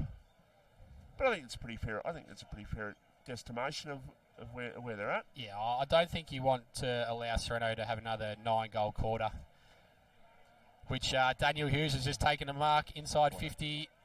Every quarter, Vossi, within a minute, they've had a shot for goal. It's quite uncanny, isn't it? Like, you're behind the 8 ball a little bit, I guess, when you consider that you're not the first one to get the ball, and you're not the first one to get the ball, the score on the board. And this should be the 18th goal on the board. Daniel Hughes has had a few shots this afternoon. He's hit 1. He'll go back and have the shot. And I tell you what, that's a pretty ungainly looking drop as well. You talk about Nick Corp's drop. I tell you what, his drop's not of something that of beauty, that's for sure. Margin is 54 points. David Cohen brings the ball back in. He looks towards his teammate there in Williams. He marks on defensive side of the wing. I wonder if the push Bradman's still watching at home. Oh, I'd say he would be. He's got 2 kids. He does. Rosebud look to switch the ball here. Bit of a dangerous kick. They got a 2-on-1. If this ball can sit for Rosebud, chasing is Dan Hughes, but he's done well there. The player in Colombo. Might be keeping him busy. That's my point there. Pornova's just gone inside the centre square. Miles Polkey goes up. Sean Downey just says, don't argue. Nick Wood takes him down. But another turnover. James Brigden spills the mark. He's able to get the ball back. Nathan Ryan goes on his left. He goes to the other side. Finds Charlie Stokes there in the defensive 50. Nick Marston goes with the overlap. He looks to go long. He tries for Rourke Fisher there. Bounces off his chest. He lays a tackle, but he's given away a free kick for holding the man. Rosebud take the advantage through McKenna. He has one bounce. He steps inside. He comes in through the middle. He's found Robbie Boss, who goes inside forward 50. He goes long into a contest there. That's a goal. And they've got a goal through Robbie Boss. They've got one on the board. They move to 9-10-64. Playing 17-10, 112 Vossi. I've got to say, I didn't think there was a great effort on the line there by Sorrento to try and stop that one. But a goal nevertheless.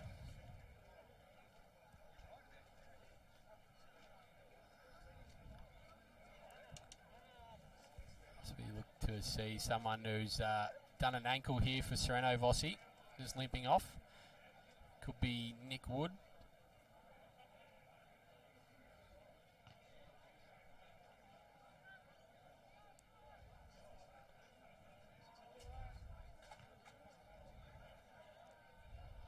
There's a ball thrown up in the middle. Croden coming once again. Crode gets his own clearance.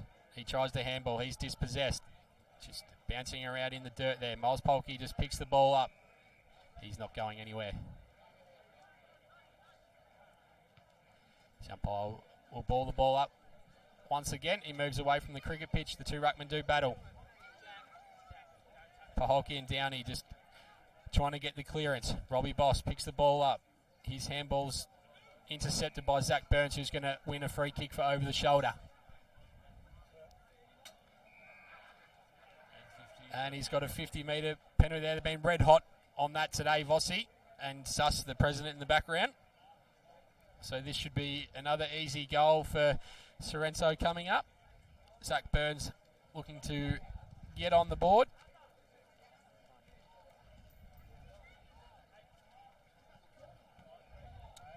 Is for goal number 18.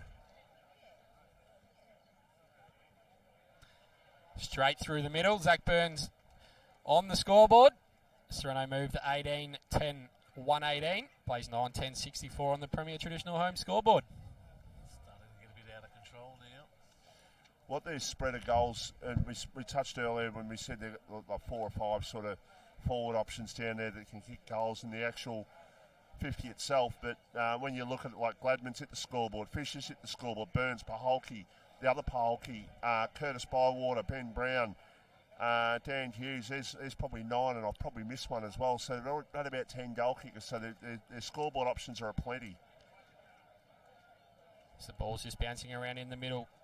Fraser tries to pick the ball up. We've got another star mat there in the middle. We've got another throw up.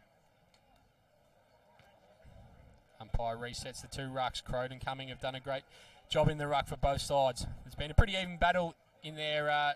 Michael Voss, Nick Corp takes that mark. James Hallahan streaming through the middle. He goes onto his right boot. Looking for Bywater there. He's not able to pick the ball up.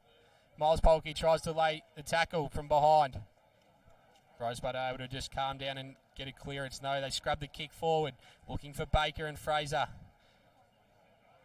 And the ball looks to be called for a ball up right on the boundary line in front of the Rosebud faithful out there, Vossi.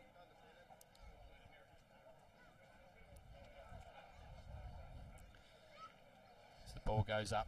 Cumming has battled really well against Johnny Crode. They both had their peaks in the game. Nick Marston looks to go inside.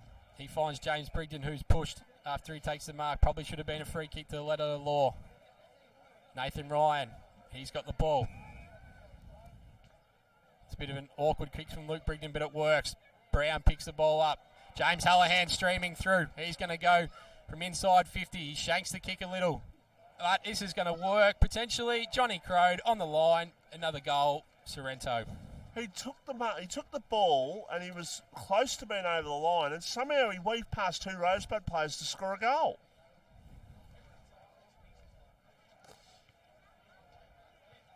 So first goal for Johnny Crode this afternoon.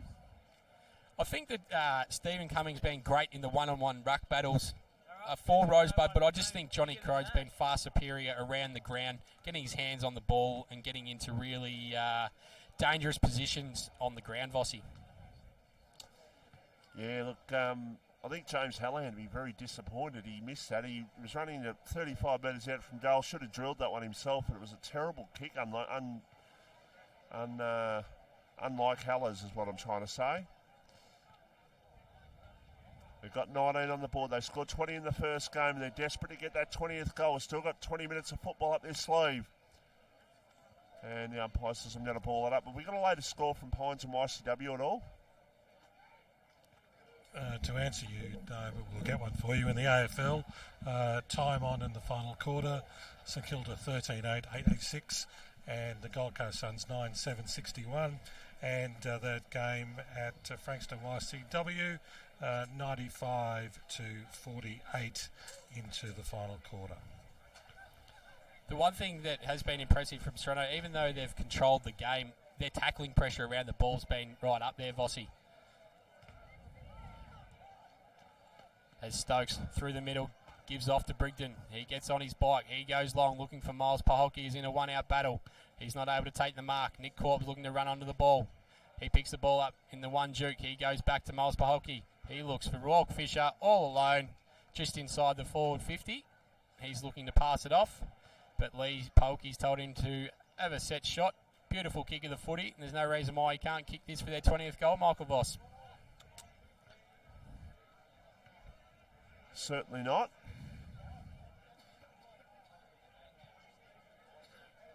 And the goal umpire does not move. And once again, you've said 20 goals. Voss, you'd be pretty happy with both games kicking 20 goals? Can I change my estimation from last half time? This has been a four-quarter performance now.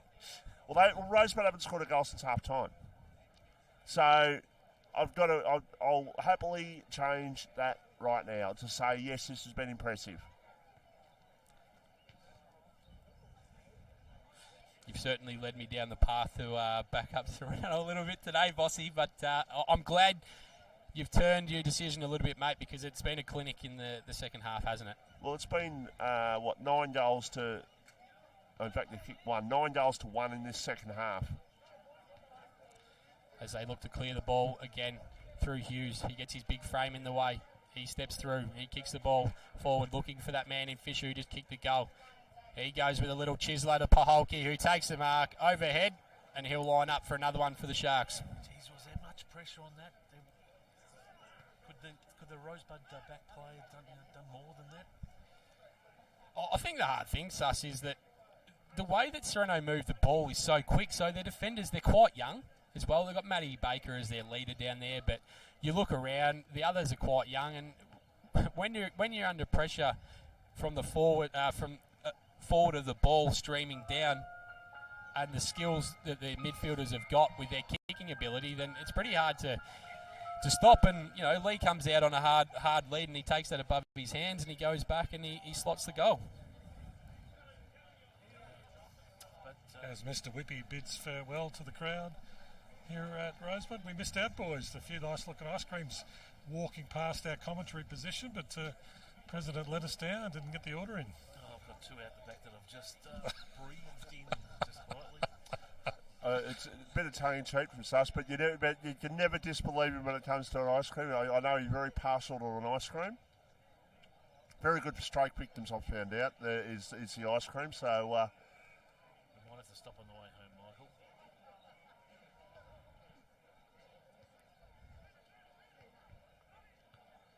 they're in danger here, Rosebud. If they're not careful, Sorrento could push them towards 100 points here. Jeez, they held them to the half-time though, Vossi, didn't they? They just fallen. Yes, they did, and they should have been. Yes, they did, and they should have been in front of us at half-time. But this second half has been very impressive. I just think, like we've said, that Sorrento are more of a well-rounded, experienced side, and Rosebud have come stages of their preparation. They've come out hard in the first half, and expectation. Yeah, and they held with them until half time, but their experience have just shown here, and the fitness of the players for Sorrento, and yeah, like you're saying, that's something that Rosebud need to do, because if it does get towards 100 points, then that'll be a really big fail for Nick and the boys. We're at the 12-minute mark of the fourth quarter, and we're only about 24 points, 28 points off that mark.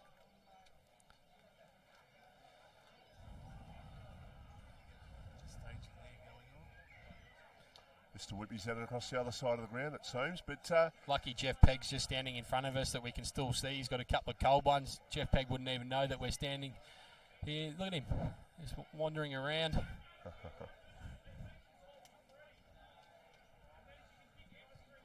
High kick inside attacking 50. Looking there for Gardner, who takes the mark. He's tucked up against the pole. White pole is about 35 metres out from goal. Around the corner goes the kick. Is that a goal? Yes, it is. He was tackled, but he got the kick away to Curtis Bywater. That's his 5th goal for the afternoon. 13 goals is the margin here at Olympic Oval. It wasn't long ago, Vossi, that we did say that the margin was only 20 points. And it's now up around the 13 goal mark. Yep, it's been very impressive, and Sorrento's going to go up in a lot of people's estimations, and I'm not talking in this van, anyone in this van, I'm talking outside of this van. They're going up in your expectations. You weren't happy with the first half. I'm very happy with the game now. No, I said last week they beat the Bombers, who have got more expectation on them. That's what I meant by that. Yeah. But in terms of expectations, in terms of how they're going about it, this will open a few people's eyes, that is for sure. I think the way they've done it in the second half, Vossi, how clean they've been with the ball. For Premier Traditional Homes, full-time in the AFL, St Kilda 13,987, Gold Coast Suns 9,761. I think what's been impressive as well is that they're up by such a margin, but their pressure around the ball has still been right up there, and their tackling pressure as well tight in the contest. And you look at the way they've structured the game today with Johnny Crody in the ruck and Dan Hughes, but they've been able to alternate, and they've both come on fresh when they've gone on the ball. And young Cummings done a great job, but he's had to battle manfully, and they've thrown Tommy Baker into the ruck now. But yeah, the way that those two boys have moved for Sorrento has really helped them with this advantage. Better umpire throws the ball back into play. 55 out from the Sorrento goal. Going backwards to try and go forwards. Now they go towards full forward. Going back and couldn't take the mark there on that occasion was Fisher.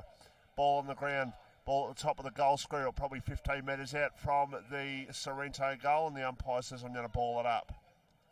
Probably a bit further out than the goal square, but yeah, 15 metres out from goal. As a football observer as well, Vossi, and this is not with a Sorrento sort of side, but the way they've exited this first class, and they've always hit that first kick, they haven't just rushed it, and that's where they've set their goal opportunities up from today.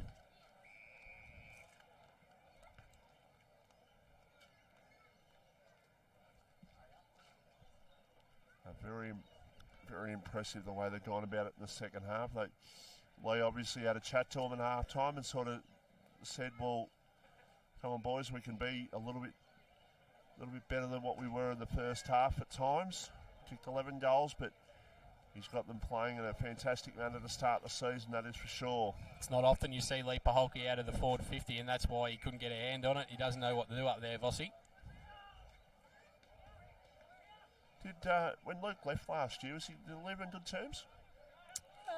Yeah, I think it was relatively good terms. I just think it was probably... I think the frustrating thing, like I said earlier, was that he just couldn't get on the park. So yeah.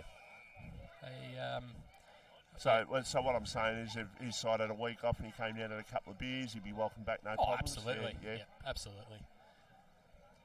Just as we see two former Blues walking past Vossi, we've got the great Greg Bentley, a Rosebud champion, but also Brad Fisher. I think they're business partners now.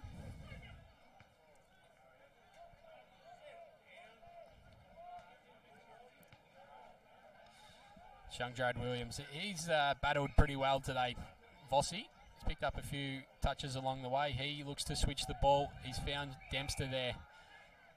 Marcus Gardner tries to chase him down, but he's not able to. They've gone looking for Cumming, and he's able to take a great mark. He's been a good presence down there for Rosebud in the forward 50, Vossi, Matthew Cumming, hasn't he? Yeah, he's kicked a goal down there and lining up for goal number 2. Just try and take something from this game. Just try and fight it out. That's what they've got to try and do. There's 10 minutes to go. They've got to try and bring this margin back, I reckon. Try and get it under 60 points. They're back to 72 points. The stings has certainly gone out of the whole crowd. People have started leaving. You could hear a pin drop at the moment, Vossi. Unfortunately, on Easter Saturday, a big game. I'd like to have seen a really tight contest and the crowd get involved. Well, I tell you what, I might have to knock the top off an Easter egg when I get home. I'm glad you said Easter egg. I certainly can't knock the top off a beer at the moment. We had the Australian Broadcast Commission nearly jumping in the van then. As Dobrowolski does the spoiling, he just drops the ball. Oh, that's not holding the man there. That was dropping the ball from Dobrowolski, but he's got the free kick. He's been told to play on. He's going to drive that long, looking for Nick Corp in a 1-out, but he's not able to take the mark. But there's been another free kick plucked out here and going the way of Lee Paholke. No, he's just throwing the ball to Nick Corp, who's presented well all game. Vossian, he doesn't often have big bags of goals, but the work he does at centre half forward is endless. In terms of goals, I don't think he's kicked a goal so far. He has the shot. He's kicked one now, though. He's very important last year was very important as the backup ruck, and he probably would have done that role today if Daniel Hughes wasn't in the side. But it's a luxury to play him at centre half forward all game.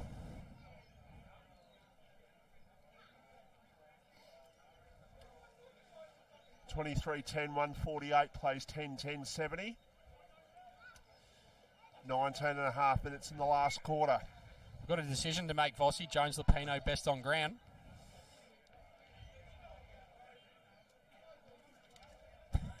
He just gives me the... I'll just point. Are you happy with Curtis Bywater? I'm happy with him. He's probably only had 7 or 8 touches, but when you kick 5 goals out of that, I'm happy with his game at the moment. Yeah, I think, look, he's had a great game. I'll throw a few other names in there. I think James Brigden's been fantastic from the back line. Johnny Crode as well. Miles Paholke's been pretty good all game. I think, actually, Johnny Crode, I do agree with you on him. There's another shot coming up here for Sorrento. He's got a bit of cramp there. But going back to have the shot at goal is Lee Paholke. No, he doesn't. He decides to go in short. That's just too easy. That's just rubbing it in, isn't it? Just pinpointed a man sort of 15 metres in the clear. And going back to have the shot at goal. Well, I think actually Bywater's been in their best 6. But I would have Crate ahead of him. He's been good today. I think him and Miles Paholke really set the tone That's another goal to Sorrento. They move on to 24-10, 154, which is a big score these days, Vossi. Huge. Oh, it's massive. Playing 10-10-70. As Lee just escorts himself off the ground. He'll be pretty happy, Coach Vossi. He'll be very content with the way things are going for them, no doubt about that.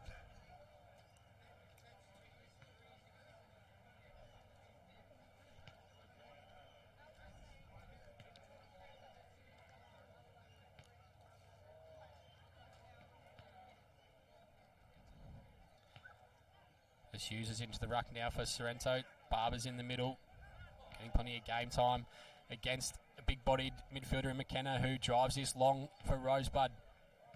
Luke Brigden's improved himself into the game, Vossi. He was a bit nervous early conceding a few goals to Tom Baker, but he's brought himself back into the game and he's done a pretty good job in the end. For these two sides next week, Rosebud play Bomb Beach at Bomb Beach and Sorrento are at home to Edafale Aspendale. Some interesting matches next week with Frankston Bombers playing YCW, which I think will be a nice match. But also Dramana playing Pines.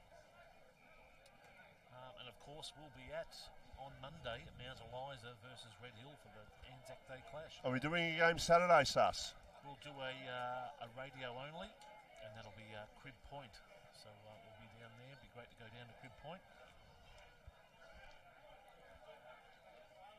Sorrento have just taken the ball down to their forward 50 once again. I'd love to see the inside 50 count, Vossi. Oh, it would certainly be a lot more... That's a great tackle from a lot Shannon more even in Gladman. the first half. Second half has been a lot more lopsided, definitely. But it might not, in saying that, it might not be as lopsided as you think, because they've just been very effective when they've been taking it in too. Oh, they kicked 24 goals, so they've done very well. We'll get another throw in there, deep in the Sorrento's forward pocket. So next Saturday will be interesting. Crib Point take on Rye at the Crib Point Recreation Reserve with just under 5 minutes left in the quarter here. Also next week, Hastings take on Tyab. Coringal. It'll be the third time in 3 weeks we've seen Rye. Coringal take on Langwarren. Pearcedale take on Somerville. Chelsea take on Seaford. And then on Monday, it's Mornington versus Devon Meadows at Alexandra Park. Good game, that one. Mornington, Devon Meadows, Vossi. You'll be back in your own natural habitat. Yeah, I might venture down and have a look at that if we're not doing it. But if we're doing it, I'll certainly be heading down there. Yeah, well, just as much as you're at home at Sorrento, I'm at home at Mornington. So I'll tell you what, Vossi, can I just interrupt you here? Have a look right out in front of you. What is going on? We've got two blokes with snorkels on. Nearest way to water is about, I don't know, probably a K that way. And Sorrento just kick another goal through Zach Burns. They've got their 25th goal of the game. They're up to 25-10, 160, plays 10-11-71. Just got a little bit sidetracked there. Look, it's on the screen now, Vossi. What is going on? We're at the local footy. We've got blokes with scuba masks on. I've got absolutely no idea what's going on. But they're very happy with themselves, so good on them. Margin here at the Rosebud ground is 89 points. What is going on? Someone got a bargain at the $2 shop. I would have thought it was a Bucks sort of attire, but when you're just three lads walking around Olympic Park... Unless they're looking for their wetsuits. They're trying to go conspicuous around the ground, perhaps. 89 points is the margin. We're 25 minutes into the last quarter as the umpire calls for a ball up. I'll raise a question to you, Vossi. Is that going to be the weirdest thing we're going to see all year? I can tell you something more weird I saw years and years ago, and it happened at this ground actually.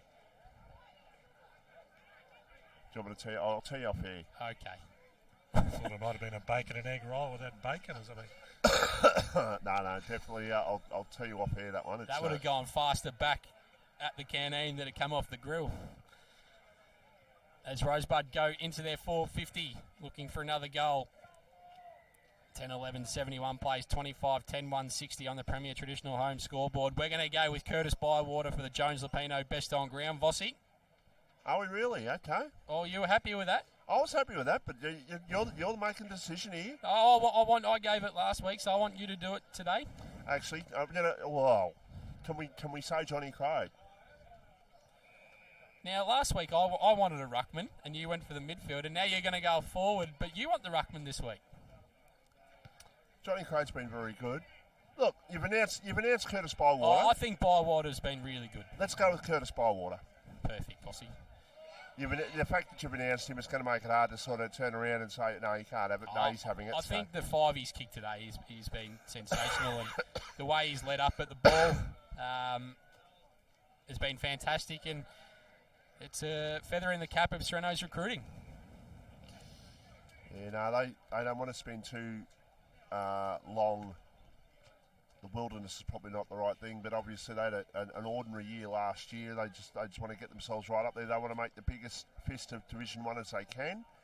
And then in 2 games in, they've scored 45 goals and conceded 23. As Hallahan drives that one long from the kick-in, looking for Brigden and Hughes. McKenna's there to Rosebud at the back of the pack. He's nearly had his head taken off from Hughes. He goes on the left, inside forward 50, looking for young Fisher. He's presented well on a number of occasions today in his first game, but playing on a bloke like Nick Marston's always a tough prospect, Fossey.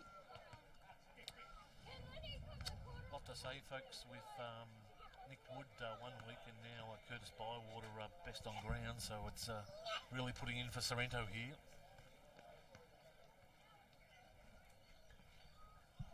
As Robbie Boss takes this away from the stoppage, he goes on the left. There's a bit of holding going on down there. It'll be interesting to see which way this goes, but they've given it to Rosebud. You got an interview to do with Curtis Bywater afterwards, Sus? He'd be, from Chelsea, so... What are you saying? He's a bit camera shy? No, not at all. Not at all. No forward is camera shy, Vossi, I can tell you that I definitely don't think he's shy. Tell you what, long weekend. Easter Saturday, massive performance. I reckon if he strolls into the Sorrento Hotel, he will be the king tonight. So you reckon the boys have a bit of a leave pass tonight? Well, I reckon on a long weekend, Vossi, they might have a couple of amber ales or 2. Support the local sponsor. Yep, absolutely. And a great sponsor, Rob Pitt, is of the Sorrento Footy Club. Excellent hotel down there. Just a reminder that the CBC Old Boys will be doing their annual golf trip down there on the same weekend. Sorrento take on Dramana, so there'll be around 50 blokes staying at the Sorrento pub, just having an absolute ball. Footy, golf, everything. And that's the president's involved? And the president's definitely involved in the back there, and let's just say the president had a fine weekend last year. Yeah, Kay won the championship, I think, didn't you, Pete? Correct, off a stroke play of 45. How could you lose? And that's holding the ball against Miles Paholke. The siren just needs to sound here, Vossi. We've played nearly 30 minutes.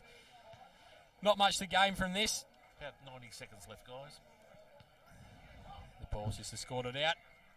In front of the Sorrento captain, the longest serving captain in James Hallahan. It's his 8th or 9th year as captain now, Vossi. So will Mitch Hallahan be back next week? The word was it was only a minor hamstring, and he would probably miss 1 or 2. So they might just choose to give him another one. I'm not too sure.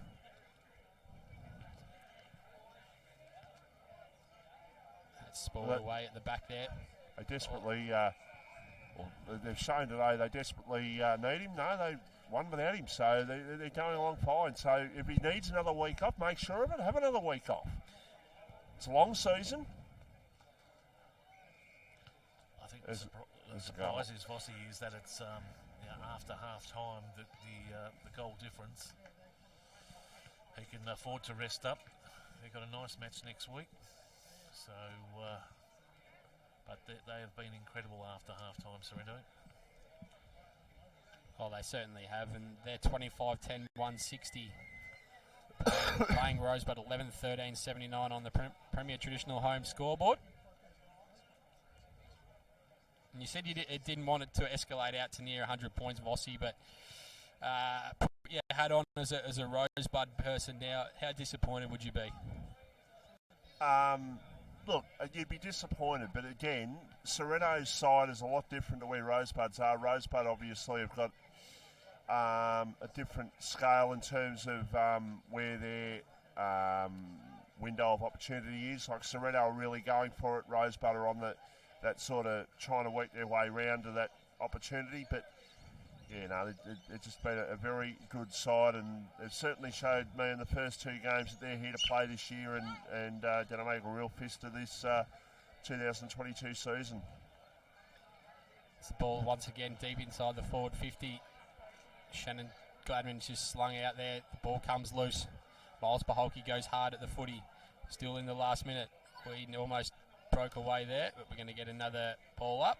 Just inside the forward 50 for the Sorrento Sharks. Just a couple of seconds left, guys. This quarter's gone nearly 32 minutes.